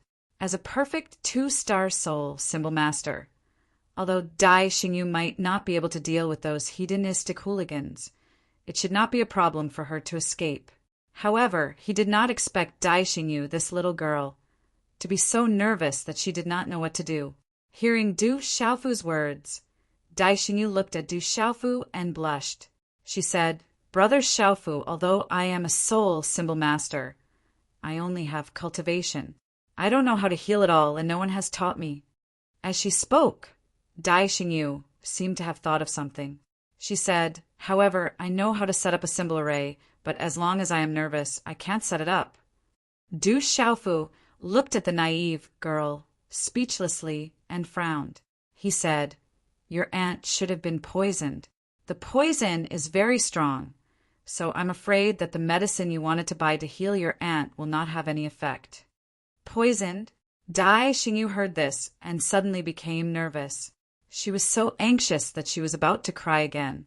She pulled on Du Xiaofu's clothes and said, Brother Xiaofu, you must have a way, right? Please save my aunt.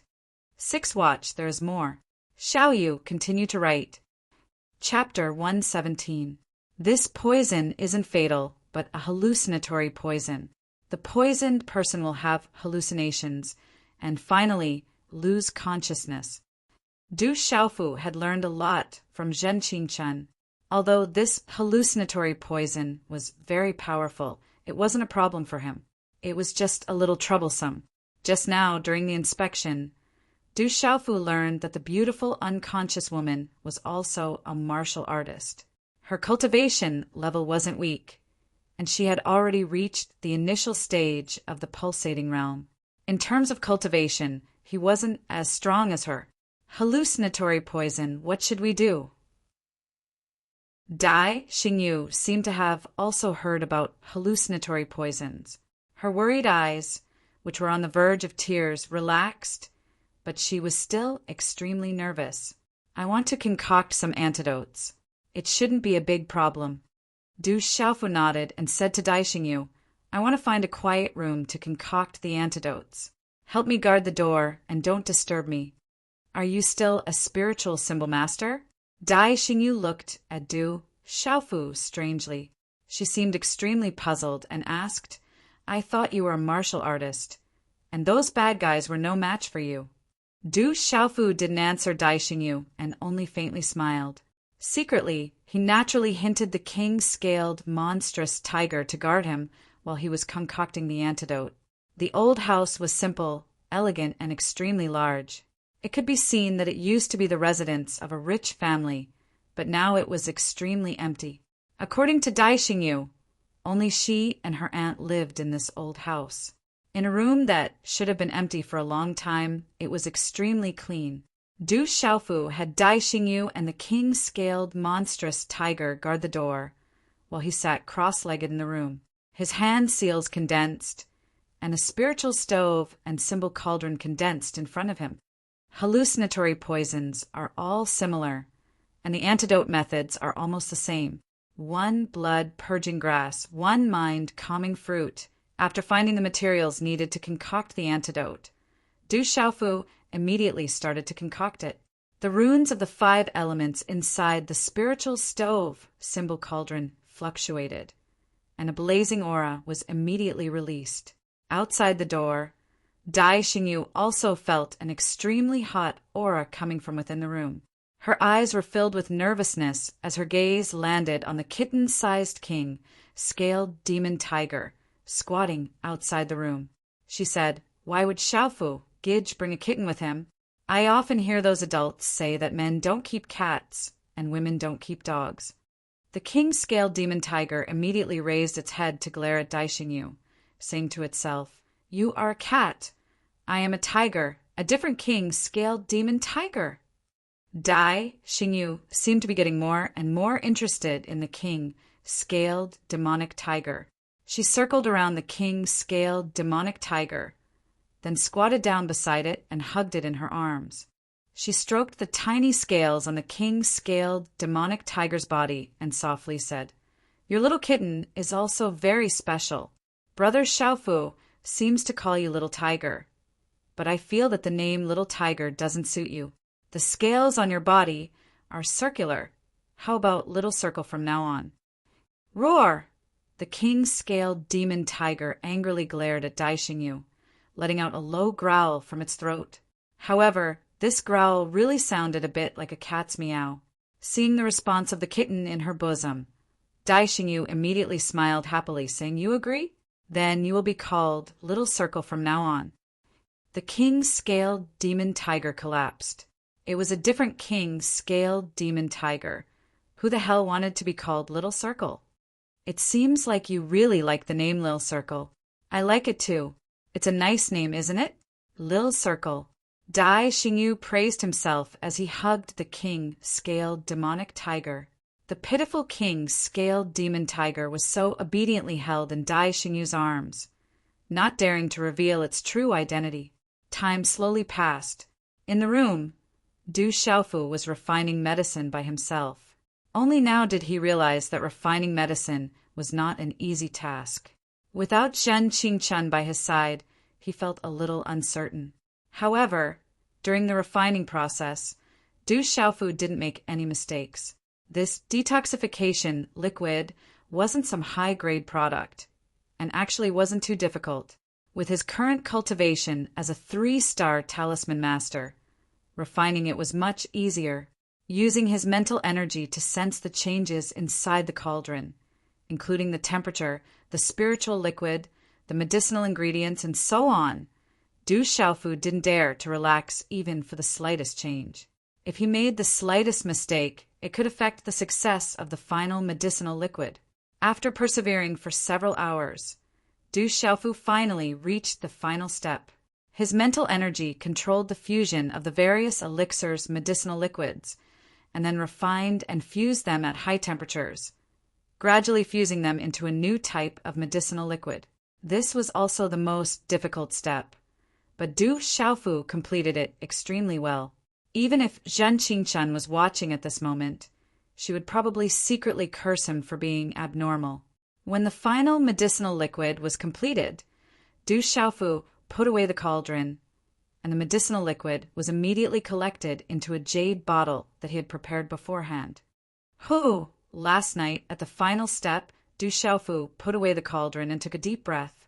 Although this detoxification liquid wasn't difficult to refine, it consumed a lot of energy, and at this moment his face looked somewhat pale.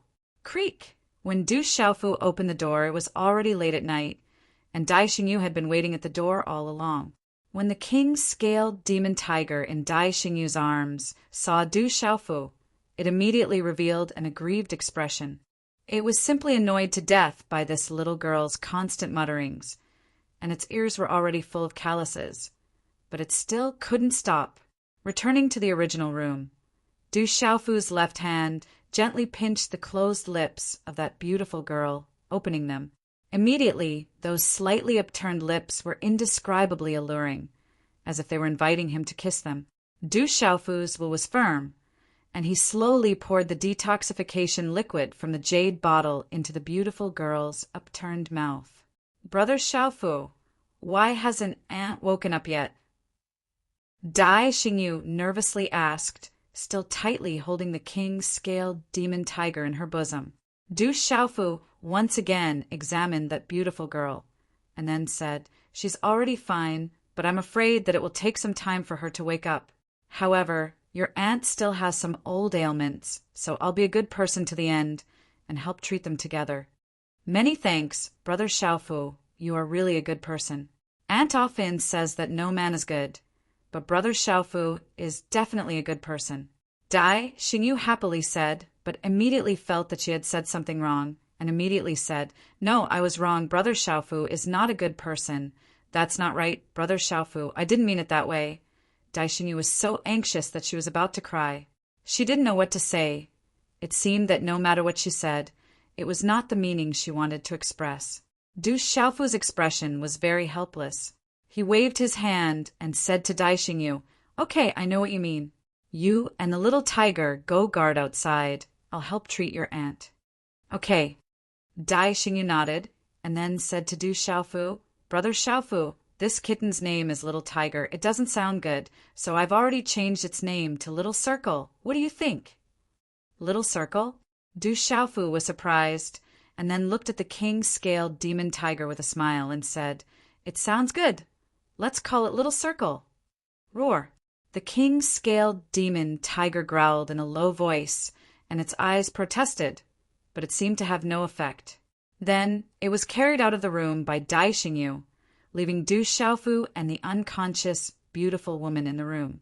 If the beautiful woman was still conscious at this time, she would have ruthlessly slapped Dai Xingyu's butt. This little girl actually left her alone in a room with a strange man, and she was unconscious. One had to know that in the entire Lanling Prefecture city, there were countless young talents, rich businessmen, and celebrities who had fantasized about her and couldn't wait to go bankrupt just to get close to her. She's really quite beautiful. Du Xiaofu looked at the unconscious woman on the bed, and at this time, carefully looked at her. The more he looked, the more exquisite and beautiful he felt. Compared to Yi Zijin, Baicai, and the others, although Yi Zijin and Baicai were also very beautiful, this woman had a temperament and taste, and compared to Yi Zijin and Baicai, she was more attractive to men. Du Xiaofu felt that he should be a gentleman. This woman was still unconscious, and he shouldn't have any thoughts about her. Moreover, Du Xiaofu felt that he was still young, and he should be wholeheartedly focused on cultivation. Therefore, Du Xiaofu purely felt that this woman was very beautiful, and then began to heal her. In Du Xiaofu's 2 inspections, he found that there were some old injuries under the beautiful woman's abdomen. It should have been there for a long time, and these old injuries even affected her cultivation, making it difficult for her to break through. Du Xiaofu's intuition told him that these injuries had affected this woman for at least 3 years, and she hadn't broken through. This woman was at most 21 or 22 years old, and 3 years ago, she had already reached the initial level of the pulsating realm. For her to reach the initial level of the pulsating realm at the age of 18 or 19, this girl's talent was absolutely terrifying. However, at this time, healing her made it difficult for Du Xiaofu. It was inevitable that he would touch this woman's body. Moreover, her injuries were near the pulsating realm, and the pulsating realm was under her abdomen. Although there was a layer of clothing between them, it still seemed a little charming. I'm saving people. She's Dai Xingyu's aunt, so she's an elder. Du Xiaofu murmured softly, and then a smile appeared on his face. Hand seals formed, and he began to heal the woman. Hand seals formed one after another, flashing with runes. Then his palm was tightly pressed against the beautiful woman's abdomen. And, although the beautiful woman was still unconscious, she let out a soft moan from her throat. Her delicate body trembled, and her voice tugged at people's heartstrings. Brothers, today's update is over. There will be an update tomorrow. N. Chapter 118. When dawn was about to break, Du Xiaofu's fingerprints moved across the woman's delicate body. Phew! Exhaling a long breath, Du Xiaofu's face was pale. This had consumed a lot of energy. Treating the old illness around the woman's divine watchtower was much more difficult than Du Xiaofu had imagined. Within the old illness there was a cold aura that could not be dispersed. The cold aura could not be dispersed no matter how one tried to dispel it. It also had a corrosive effect on profound energy and was extremely insidious. Originally, Du Xiaofu was a little puzzled as to why the woman's injuries had not healed after 3 years. Those injuries did not seem serious and could be treated by a 3-star spirit talisman master who was proficient in alchemy. She could even use her own breathing to recover. At this moment, Du Xiaofu knew the reason. Ordinary spirit talisman masters could not do anything about the cold aura, let alone him. However, Du Xiaofu was practicing the cultivation method of the golden-winged great rocks. This cultivation method was extremely young and tough, and was the natural nemesis of the cold aura. This was why Du Xiaofu happened to be able to uproot the old illness in the woman's body. It's done. Du Xiaofu looked at the woman who seemed to still be unconscious. She should be waking up soon, unless his antidote was useless. With a smile on his face, he finally left the woman's room. Creak! When the door to the room opened and closed with a creak, the unconscious woman on the bed suddenly opened her eyes. Her long eyelashes fluttered, and her eyes were like limpid autumn waters, moving one's heart and soul. Who is this person? He can actually treat the old illness in my body. However, he is quite honest and did not move around. Could it be that I am not charming enough? Looking at his back, he seems to be a youth, the woman muttered softly, a slight blush creeping onto her pale cheeks. In fact, she had already been awake for an hour. When she first woke up, she felt a man's hand moving around her delicate body. She was so scared that her heart trembled. She thought that she had finally fallen into the hands of those bastards. However, he immediately felt a wave of young, profound energy enter his body from the spirit gate. It was obvious that it was healing his injuries. That pair of man's hands gently moved around her body, but they were well behaved. They did not have any improper thoughts, nor did they take the opportunity to approach places that they should not approach. However, she was a woman after all. Although she could be considered to be in a brothel, no man had ever been able to get so close to her. As she thought about the man's hands roaming around her body, she could feel warmth flowing through her body wherever they passed. It was as if there was a warm current flowing through her body, especially under her lower abdomen. But when she thought of this, she felt a strange feeling in her heart. "Brother Xiaofu, how's my aunt?" Seeing Du Xiaofu come out, Dai Xingyu's clear eyes were fixed on him, full of expectation. She should be fine. She'll wake up in, at most, 2 to 4 hours. I'll go back and do some breathing exercises first, Du Xiaofu said to Dai Xingyu. Okay, I'll send Brother Xiaofu to his room, Dai Xingyu said happily. Dai Xingyu said happily, hearing that her aunt was fine. She felt relieved and smiled happily. No need, I know the way. You should rest early too, Du Xiaofu said, completely ignoring the fact that he was still a guest here. Roar! The king-scaled demonic tiger finally found an opportunity. It struggled out of Dai Xingyu's embrace and immediately followed Du Xiaofu. It did not want to be ravaged by that girl Dai Xingyu anymore. Okay, thank you, Brother Xiaofu, Dai Xingyu said happily. Dai Xingyu said happily. She wanted to go and see her aunt, but she was afraid that she would disturb her aunt's recovery, so she skipped back to her room. Night covered the sky, and the vast Lanling prefecture city was completely shrouded in darkness. The stars in the sky were faintly bright. Guashao, we found the place where that brat is staying.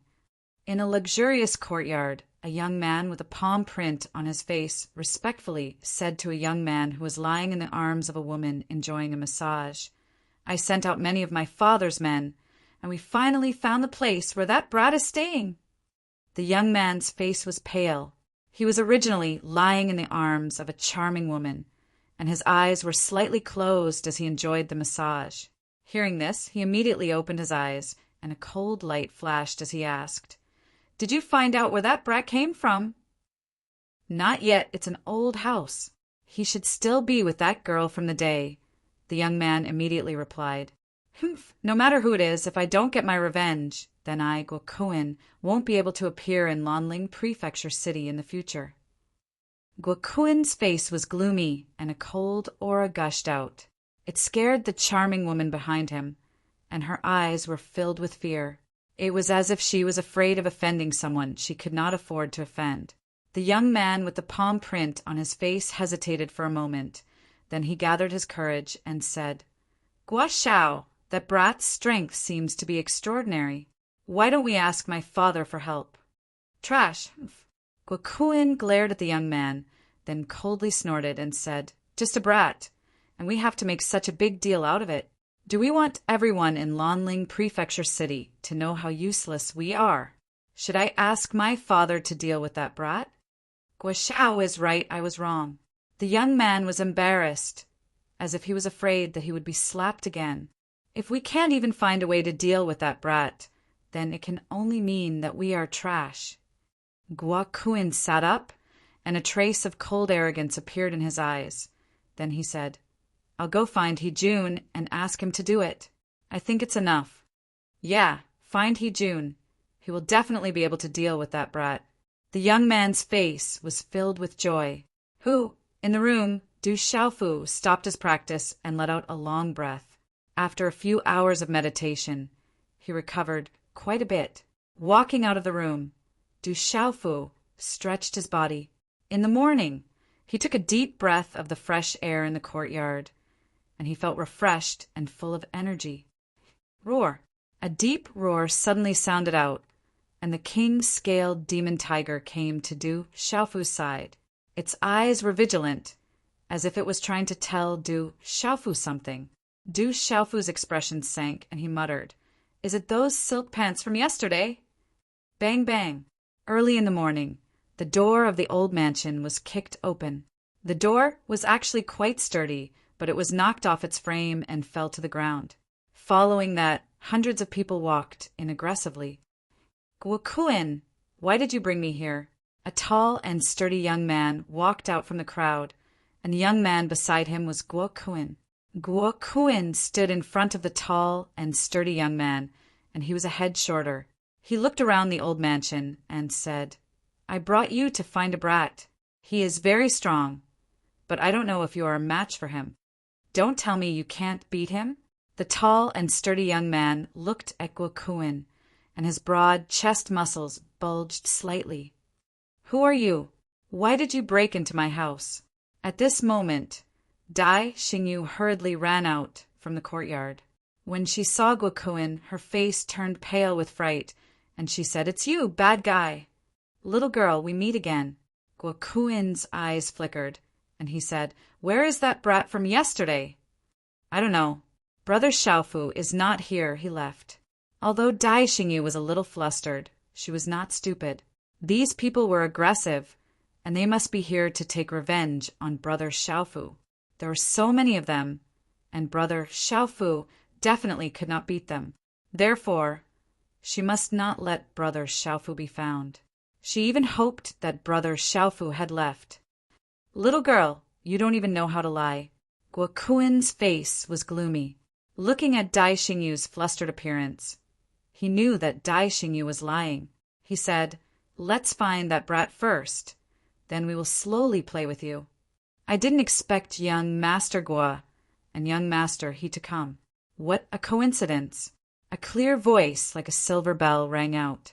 A girl walked out from the inner courtyard. She looked to be in her early 20s, and she walked slowly. Her delicate body was like a jade willow, light and tender. Some girls were very beautiful, but their temperament was lacking. Some girls might have temperament, but their beauty was lacking. However, this girl was different. It was not an exaggeration to say that she was perfect. This girl was very beautiful.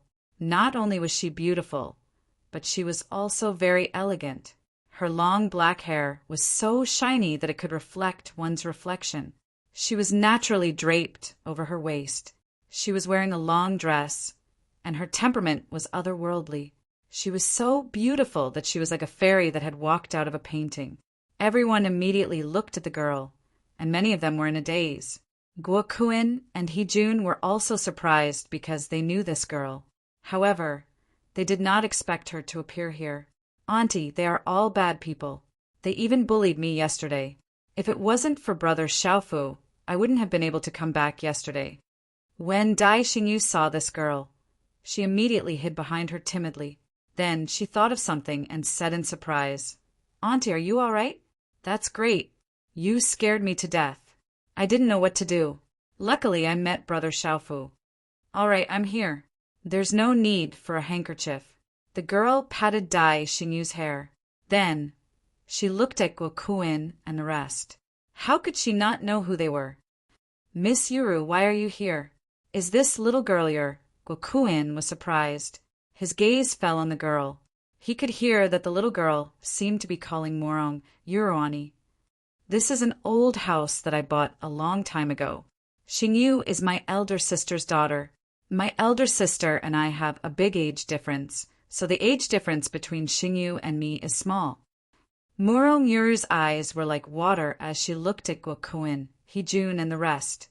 Then she said, Young Master Gua, and young master, he came here so aggressively. Could it be that someone has offended the two of you? Chapter 119. It's a boy called Du Xiaofu. Since this is Miss Yurua's home, I'll give you face.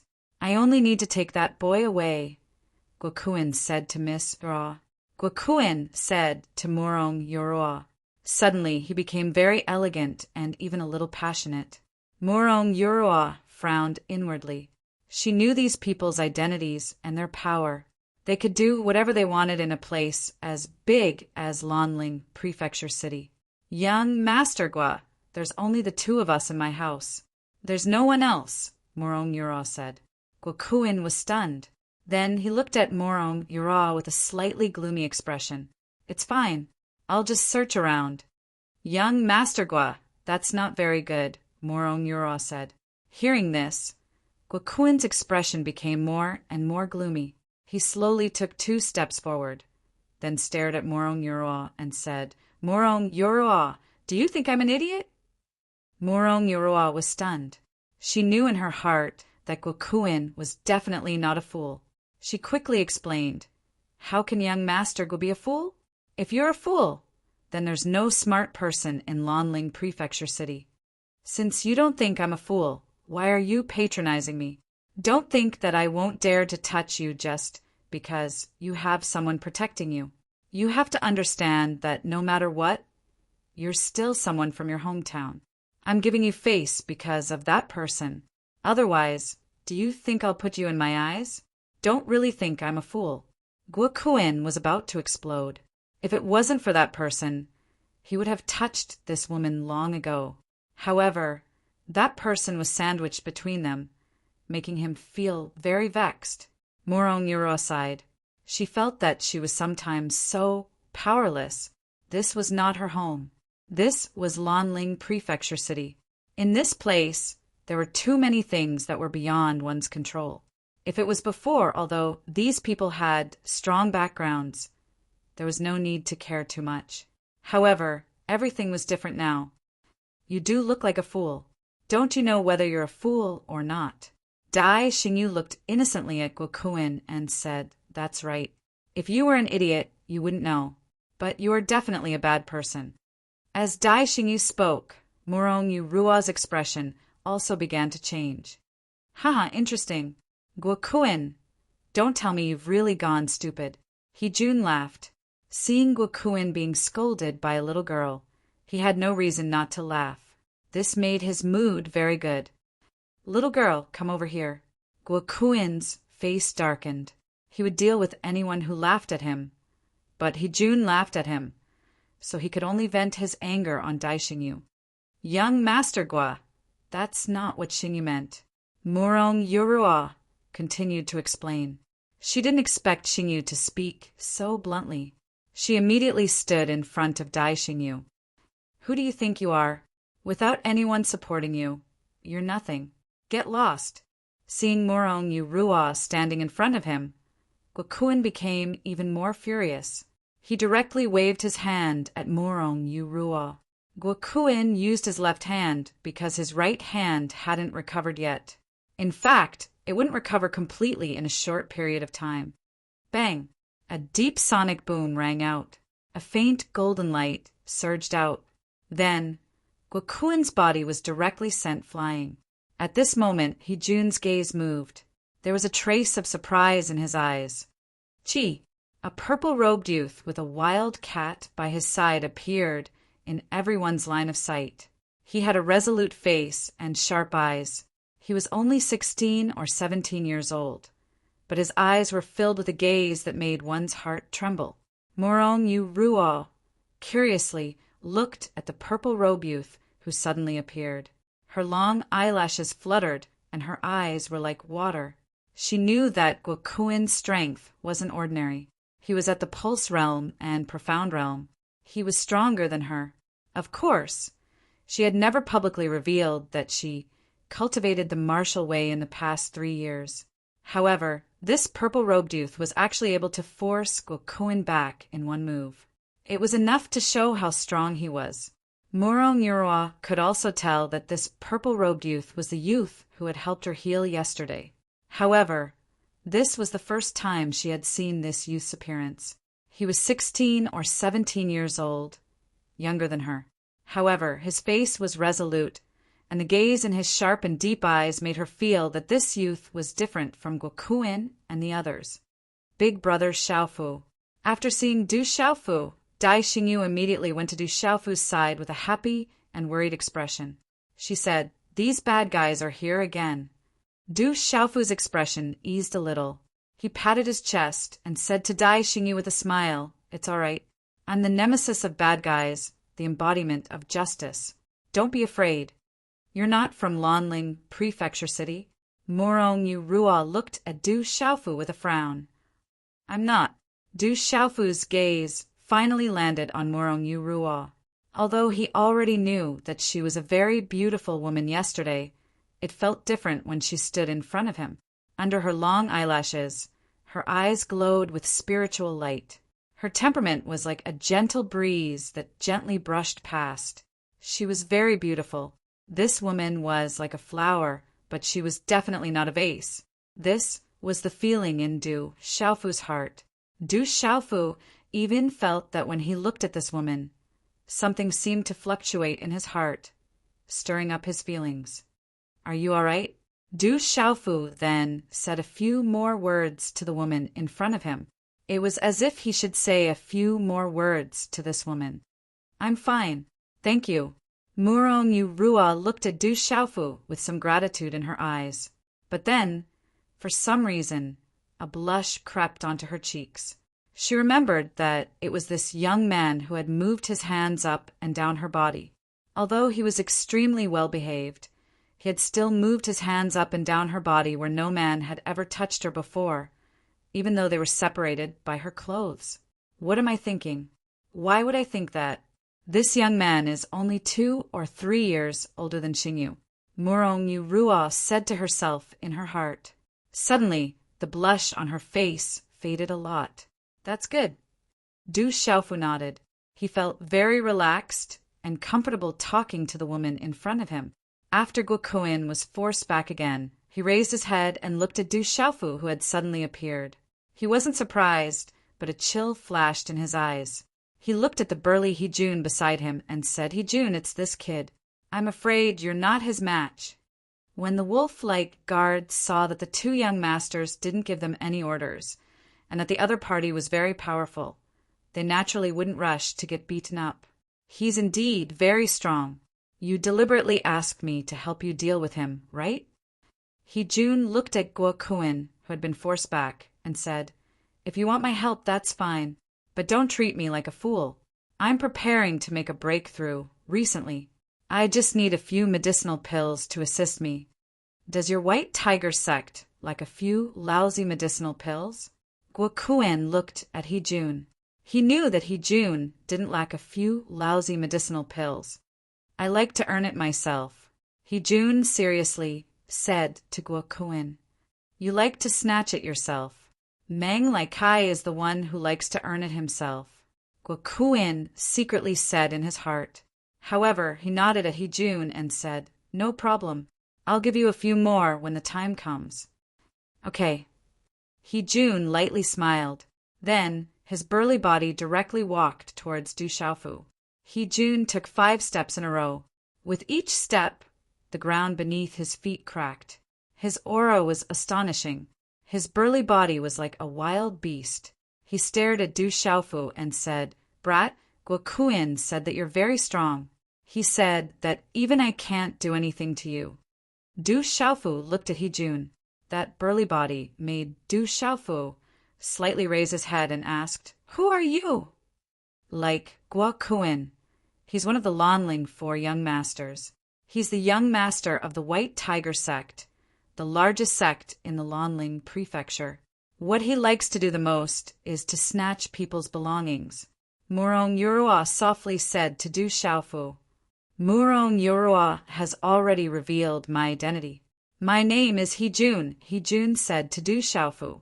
Du Xiaofu once again looked at Hee-jun with a face full of regret.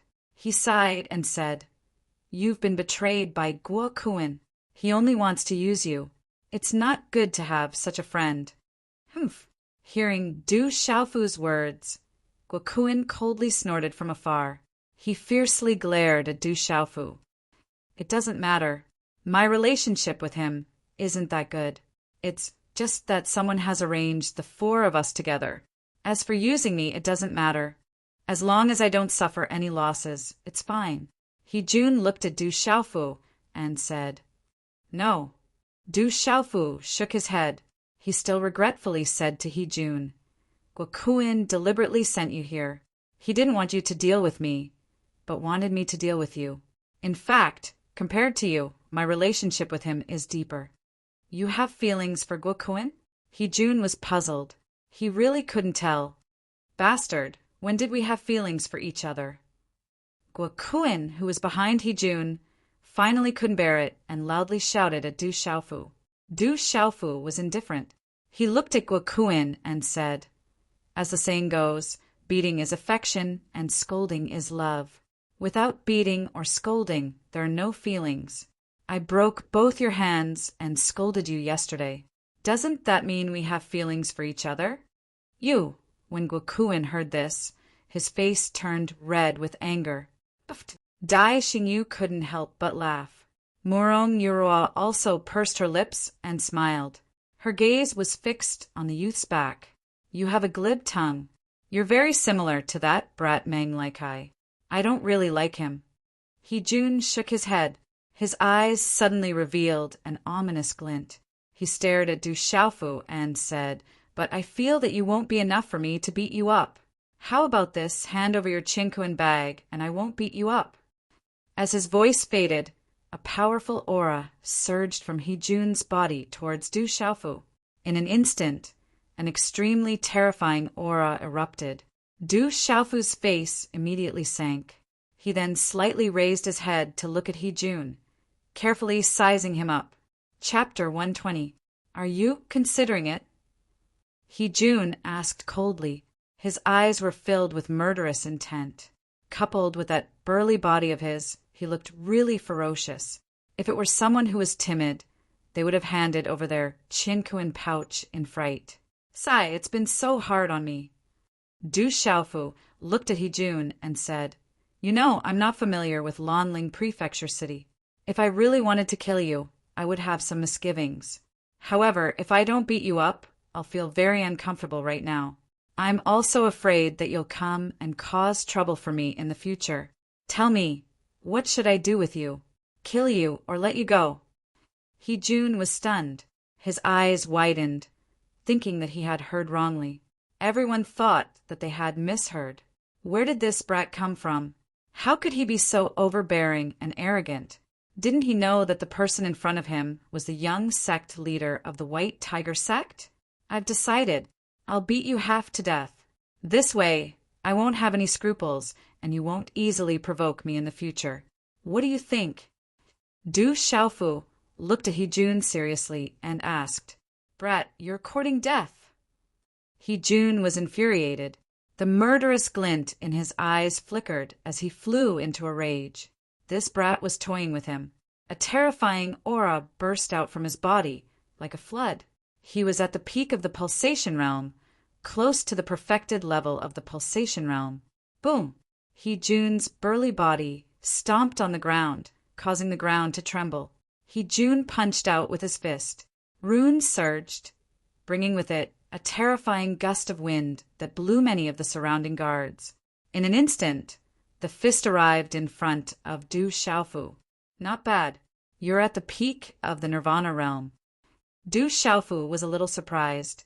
Pulse realm peak Nirvana realm. Compared to first uncle, there was not much difference.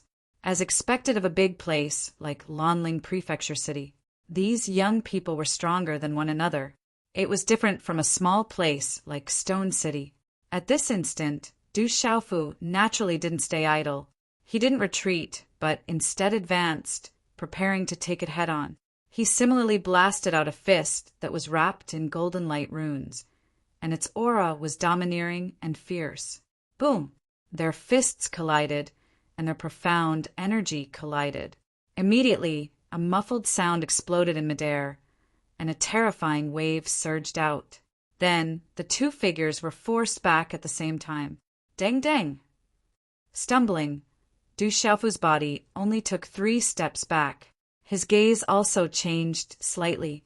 This big guy was really not weak, even his fist was a little numb. He-Jun was even more shocked. Pain came from his fist, and he took 6 steps back. Every step he took left a hole in the ground. Humph! Du Xiaofu snorted coldly. He stared at He-Jun and pounced forward again. This time, it was Du Xiaofu who took the initiative to attack. He punched out again. It was simple, powerful, and domineering. He-Jun's fist was trembling. He took a deep breath, but he still gritted his teeth and threw another punch. Both of their fists collided again. Shock waves soared into the sky, and the ground trembled. This time, He-Jun was forced back again, and blood appeared on his fist. After stumbling a few steps back, He-Jun stabilized his body. Looking at the blood on his fist, he gasped. He never thought that the cultivation technique he cultivated would be so overbearing. The toughness of his body was comparable to that of a demonic beast. However, the young man on the other side was obviously younger than him. Even his fist was smaller. However, the toughness of his fist was something that even he couldn't contend against. I don't believe it. He-Jun refused to admit defeat. Among his peers, he had never seen anyone who could contend against the toughness of his body. He condensed a hand seal, and his body was enveloped in a layer of yellow rune energy. Then he pounced towards Du Xiaofu. Du Xiaofu's eyes moved, and a smile appeared in his eyes. If they were to compete with martial techniques, with He-Jun's pulse realm cultivation at the peak of the Nirvana realm, it wouldn't be easy for him to deal with him. He might even have to fight with his life on the line. After all, his cultivation level was still far from He-Jun's. If he could break through to the pulse realm soon, it would be much easier for him to deal with He-Jun. However, Du Xiaofu wasn't afraid of He-Jun at all if they were to compete with the strength of his body. His cultivation of the body had already reached the stage where he could cleanse his bones and cleanse his marrow. In addition to all kinds of refinement of his body, Du Xiaofu knew that the toughness of his body had always been his advantage. It was an absolute advantage. Boom! Du Xiaofu moved, just as He-Jun's burly body pounced towards him. Golden runes surged out from his body again.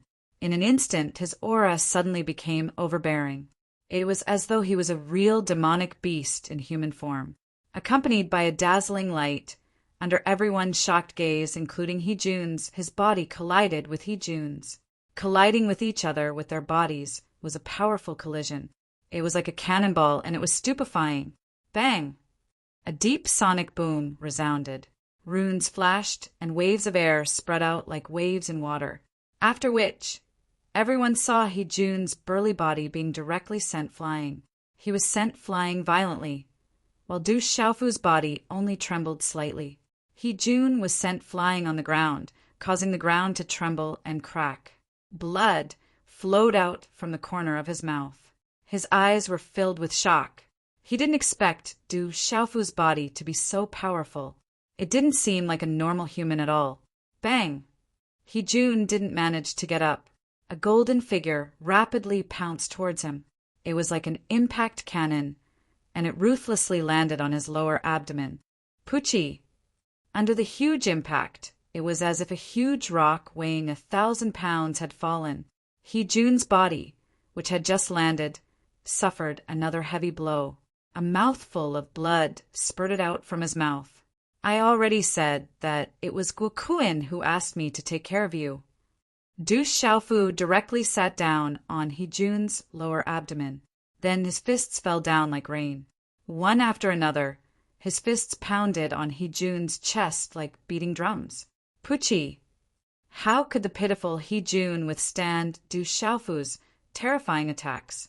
Mouthful after mouthful of blood spurted out from his mouth. It was a horrible sight to behold. Young sect leader, many of the people who were following him recovered from their shock. They shouted loudly and immediately pounced towards Du Xiaofu. If anything happened to their young sect leader, they would definitely be in trouble when they returned. Whoever dares to come forward, I will cripple him. Du Xiaofu lifted his head. A claw print was directly placed on He Jun's throat. He didn't seem to be joking at all. Brat, stop it. How dare you hurt our young sect leader? Our white tiger sect won't let you off. More than a dozen white tiger sect disciples surrounded him. They didn't dare to take even half a step forward. Since you are already hurt, I will hurt you even more. I hate it when people threaten me. As Du Xiaofu spoke, his expression didn't change. His heart didn't skip a beat, and he ruthlessly landed another punch on He Jun's chest. The pitiful He Jun could only allow himself to be trampled on by Du Xiaofu at this moment. Brat, let go of our young sect leader. We won't threaten you. As long as you let go of our young sect leader, everything is negotiable. One of the smarter White Tiger sect disciples immediately said to Du Xiaofu. His expression changed drastically. Everyone, give me your Qingkuan bags. Otherwise, I will destroy him. Du Xiaofu turned his gaze and looked at the dozen White Tiger sect disciples. He continued to place his claw print on He Jun's neck. The dozen White Tiger sect disciples looked embarrassed. Almost all of their savings and treasures were kept in their Qingkuan bags. If they gave it away, it would be equivalent to them going bankrupt. Is your young sect leader's life not as important as your Qingkuan bags? It seems like your young sect leader is only SOSO in your hearts. Du Xiaofu smiled and landed another punch on He Jun's chest. At the same time, he said, "If you think about it for one more breath, I will give him one more punch." We will give it to you. We will give it to you. The few White Tiger sect disciples who were the leaders immediately agreed.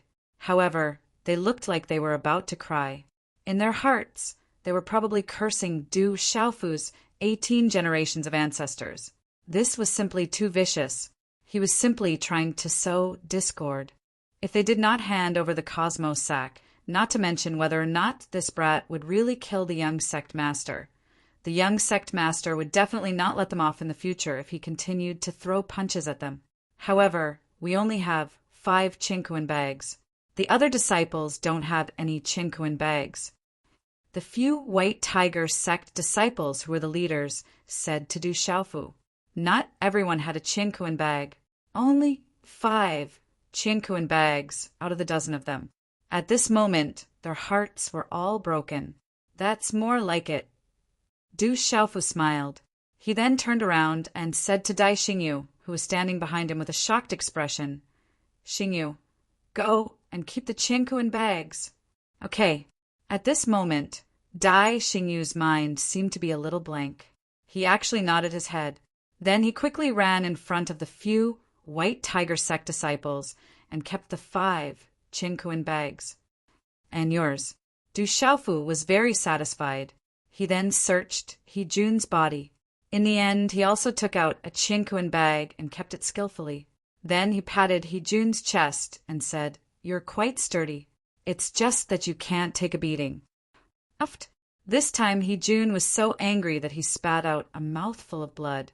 In the entire Lanling prefecture city, he was always the one who robbed others.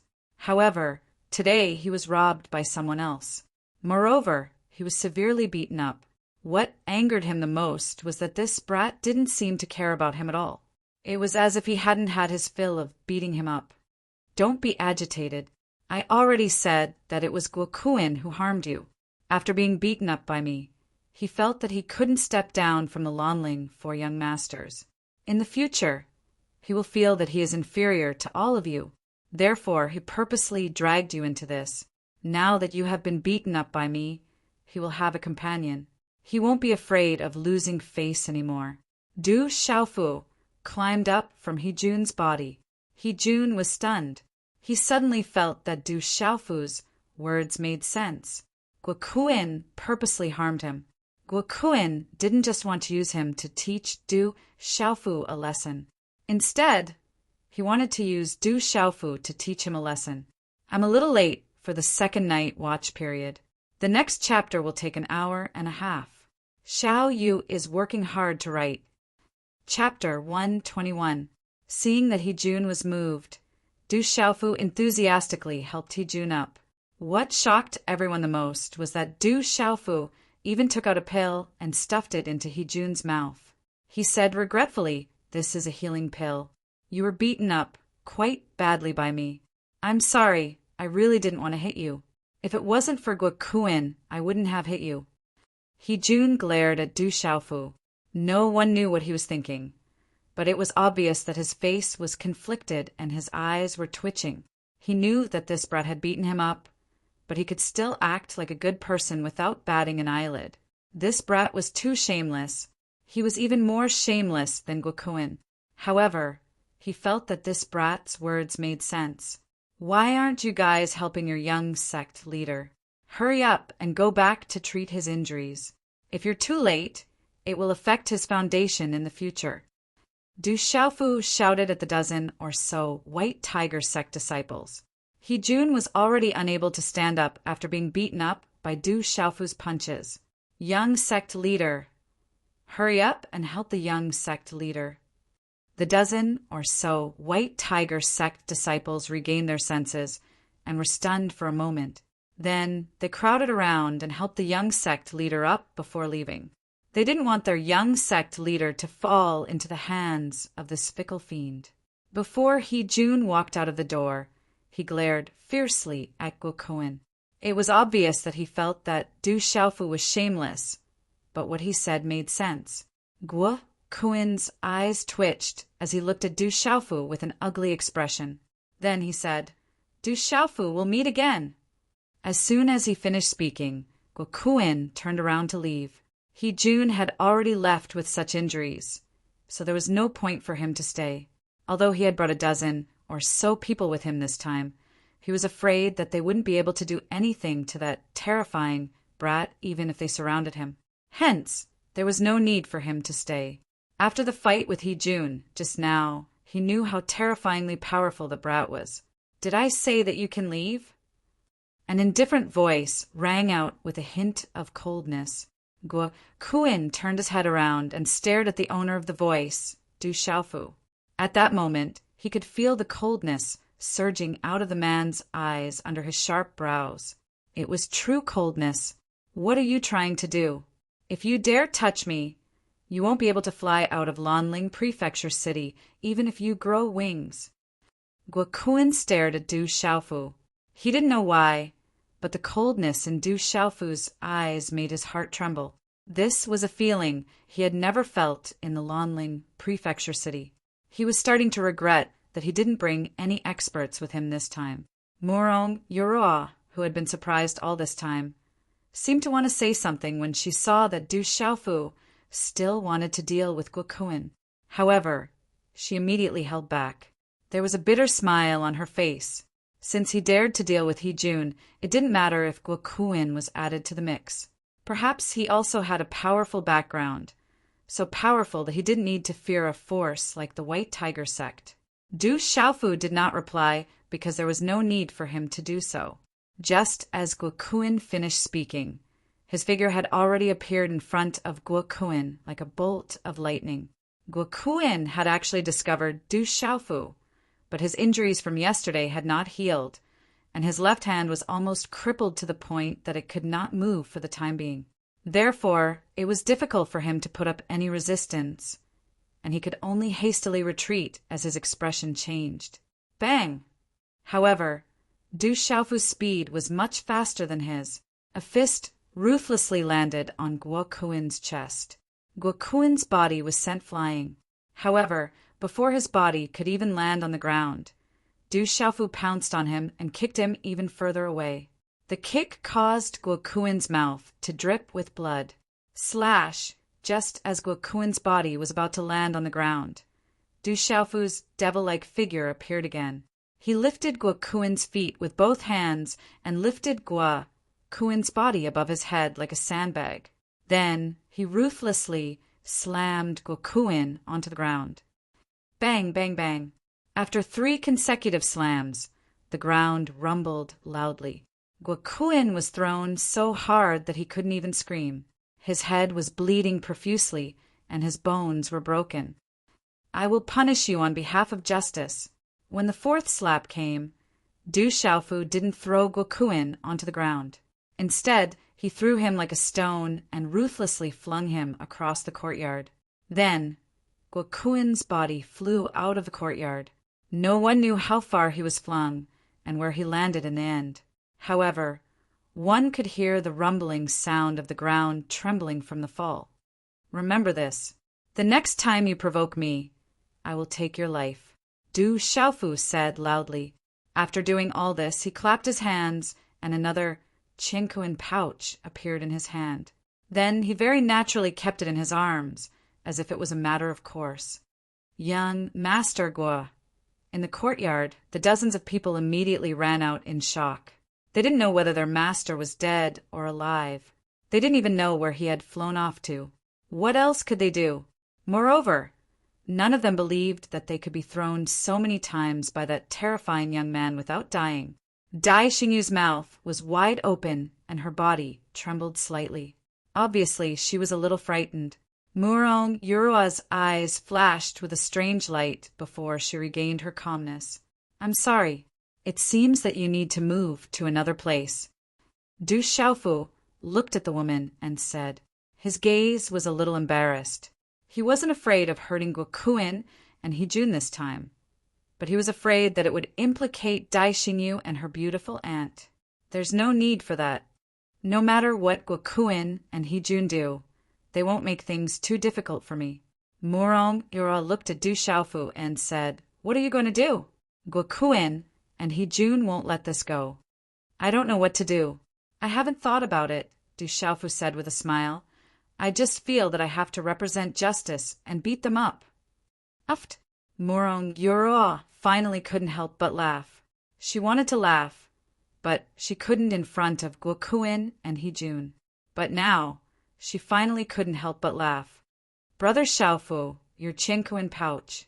Dai Xingyu came in front of Du Xiaofu and handed the 5 Qinkuan pouches she had obtained from the White Tiger Sect's disciples to Du Xiaofu. Her little heart was still thumping. She was so scared that she hadn't completely recovered from her shock. I'll give it to you. Maybe you'll really have to find another place to stay when the time comes. Du Xiaofu said to Dai Xingyu. This little girl seemed to be relatively poor. If they were to change places, she probably wouldn't have any money.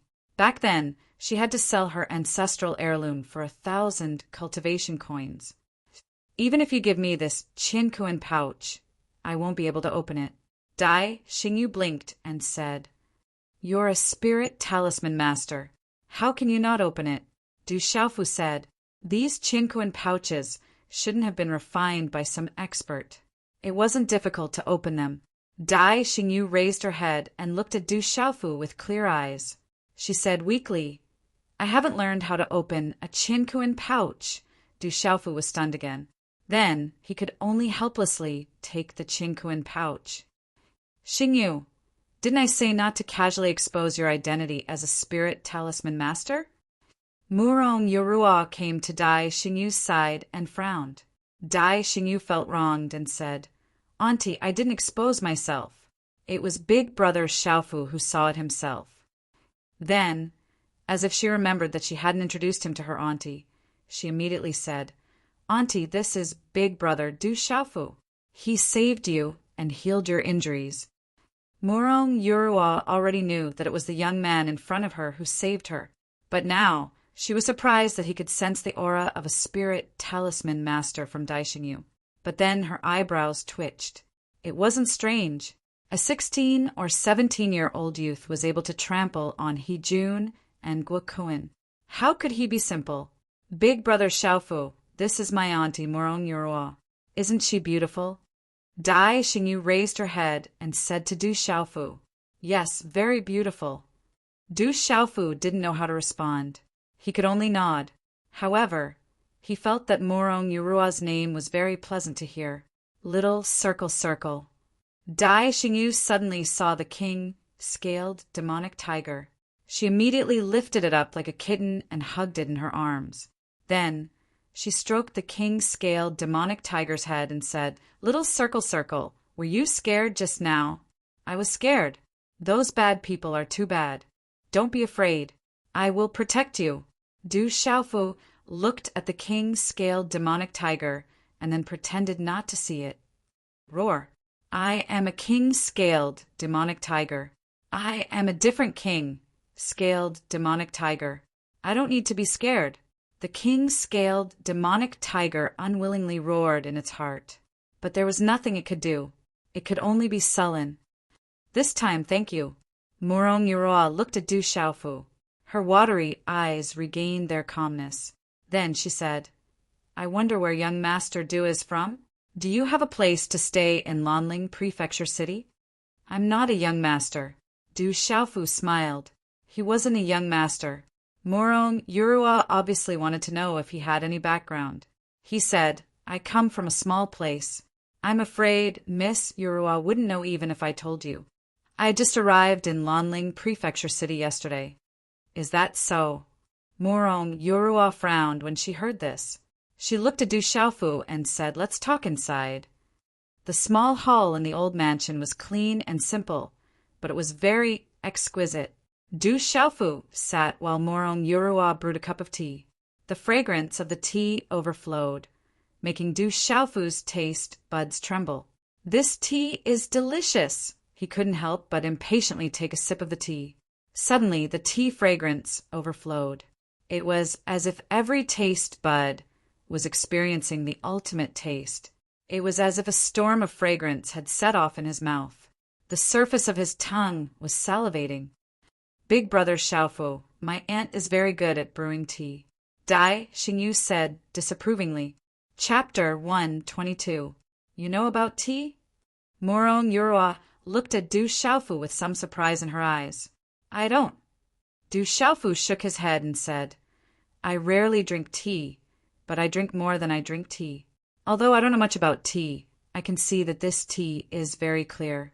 The clearer the tea is, the better it is." After a pause, Du Xiaofu continued, "This tea is light yellow and translucent. It has a mellow and refreshing taste. The taste is harmonious and sweet. The fragrance is clear and exudes a kind of domineering aura. The tea is firm, but the tea is clear. When you drink it, you won't be able to feel anything and won't be able to recall the aftertaste. The heavy domineering aura will attack you and confuse you." Du Xiaofu finished speaking and took another big gulp. He directly drank it all and said, "This is really good tea." Murong Yurua's eyes fluctuated after hearing Du Xiaofu's words. Her red lips gently opened and said, "Although you don't know much about tea, you can see it more clearly than anyone else. You don't know much, but you know a lot. Just like what the ancients said, great elegance is great elegance. Great elegance is great elegance. Great elegance is great elegance. Great elegance is great elegance." Du Xiaofu repeatedly repeated this sentence. He then looked at Murong Yurua and said, "Since this tea can be placed at home, it should be Miss Murong's favorite tea, right? Brother Xiaofu is so amazing. This tea was personally made by my aunt. She doesn't sell it to anyone. I don't usually get to drink it. However, I don't like drinking this tea either. It tastes like strong liquor. It doesn't feel like tea at all. Dai Xingyu said from the side. Du Xiaofu was a bit surprised. He looked at Morong Yura and said, I didn't expect Miss Morong to know how to make tea. I wonder if this tea has a name? It's called Phoenix. Morong Yura hesitated for a moment before adding, You are the first to know the name of this tea. Phoenix, a good name. It is very suitable for this tea. Du Xiaofu softly said. You guys talk. I'll go play with Little Circle Circle. Dai Xingyu felt that he couldn't get a word in edgewise, so he left the hall with the king-scaled demon tiger in his arms. The king-scaled devil tiger's eyes were filled with despair. It looked at Du Xiaofu for help, but Du Xiaofu pretended not to see it. If you leave Lanling Prefecture City now, you should be able to avoid a lot of trouble. Morong Yura looked at Du Xiaofu and said. Du Xiaofu knew what Morong Yura was talking about. He shook his head and said, I just arrived at Lanling Prefecture City yesterday. I still have some unfinished business. I will only leave when I'm done. Morong Yura looked at Du Xiaofu. After a while, she said softly, How about this? I'll think of something. I hope it works. As long as you don't cause any trouble. Du Xiaofu could tell that Morong Yura seemed to have some connections. This way he was relieved. As long as he didn't cause any trouble for them, it was fine. Then he asked Morong Yura, Miss Morong, what is the background of the Lanling Fourth Young Master? The Lanling Four Young Masters are 4 young men in Lanling Prefecture City. However, their backgrounds aren't ordinary. Their backgrounds are enough to cover the entire Lanling Prefecture City. You've already met Guokuin and Hejun. The other 2 are called Meng Laikai and Han Xan. Morong Yura said to Du Xiaofu. Du Xiaofu then found out from Morong Yura that the forces behind the Lanling Four Young Masters were indeed powerful. There were countless forces of various sizes in the Lanling Prefecture City. However, the top forces among them were the White Tiger Sect, the Old Garden, and the Equipment and Treasure Trading Company. The White Tiger Sect was the biggest force in Lanling Prefecture City. They had as many experts as there were clouds in the sky. They were powerful and controlled many of the black markets in Lanling Prefecture City. The treasure merchant was one of the top merchants in Lanling Prefecture City. It was rumored that their wealth could rival the Prefecture City. The Old Garden was a place of romance. However, no one would think that the Old Garden wasn't big because it was the most bustling and lively place in the entire Lanling Prefecture City. The expenses were expensive, and those who could enter the Old Garden were all symbols of status. It was said that only members could enter. Just a membership card alone would cost at least 100,000 cultivation coins. Among the Lanling Four Young Masters, Guokuin was the young master of the treasure merchant. Hejun was the young master of the White Tiger Sect.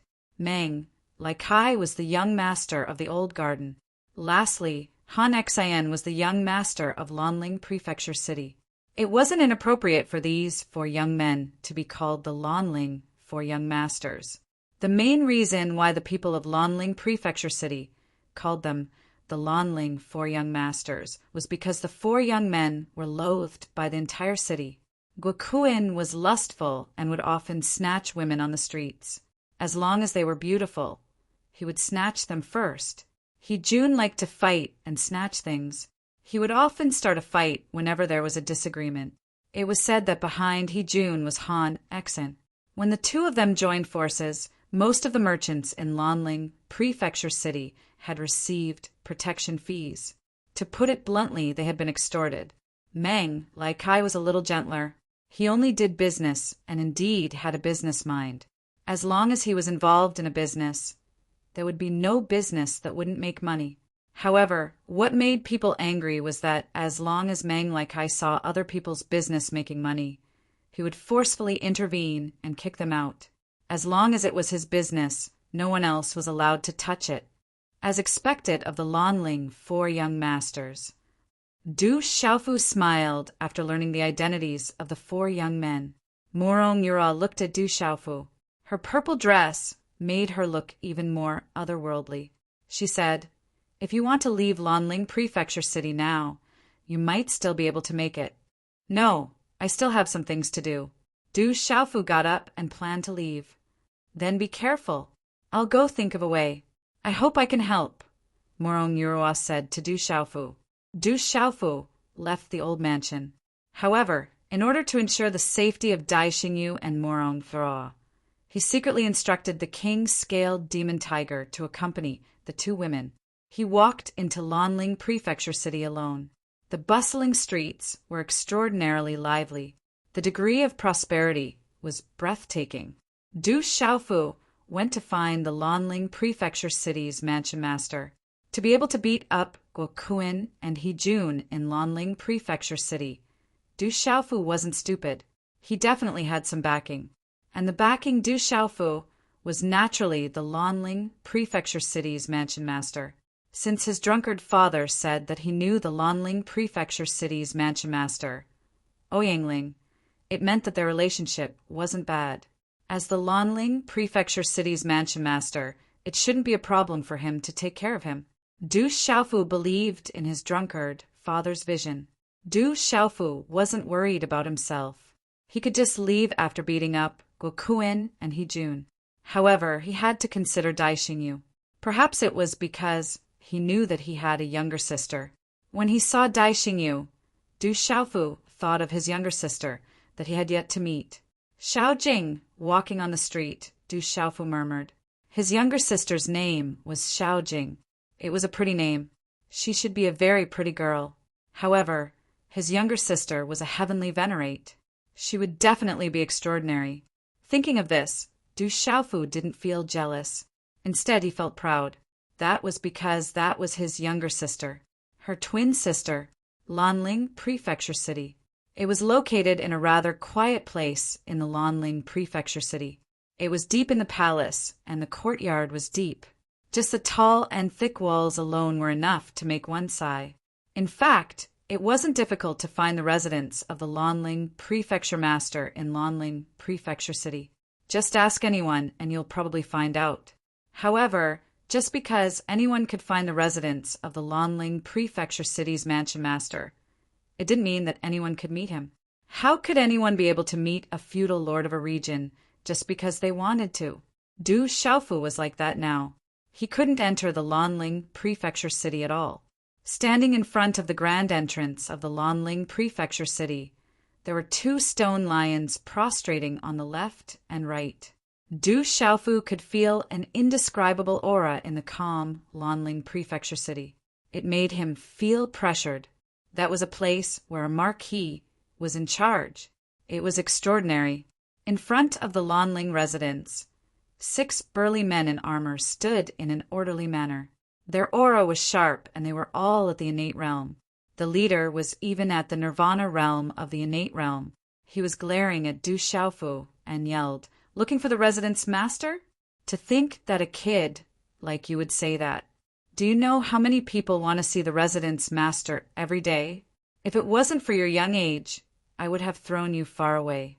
You can't throw me away because I'm your mansion master's relative, Du Xiaofu said seriously to the leader. Relative? Brat, do you know how many people pretend to be the manor head's relatives in front of me every day? Little guy, hurry up and leave. Go to wherever it's cool. The burly man waved his huge fist in front of Du Xiaofu's eyes and said, "Do you believe that I won't beat you up?" Du Xiaofu was helpless. It seemed like many people were using this method. He turned his gaze and said to the burly man, "You must have been working in the Lanling Prefecture City for a long time, right?" The burly man stopped waving his fist. With pride, he said, "Of course I've been working in the Lanling Prefecture and following the mansion master. I often see him. But you haven't been promoted for a long time, definitely a long time. Many people with similar strength as you have been promoted, right? They even got some benefits, and their strength increased by a lot." Du Xiaofu said seriously to the burly man. "How do you know?" The burly man looked at Du Xiaofu suspiciously, but then he felt that something was wrong. He puffed up his chest and said, "Brat, what do you know?" Don't talk nonsense. I originally wanted to give you a few pointers, but since you're not interested, then forget it. Sigh. Du Xiaofu sighed slightly. His face revealed a look of regret, and then he turned around to leave. Hey! The burly man gritted his teeth and called out to Du Xiaofu, Brat, why don't you tell me? I'll treat it as a way to relieve my boredom. 5 o'clock. Thank you to many brothers for your tips. Thank you. Xiao Yu continued to write. About 2 hours later.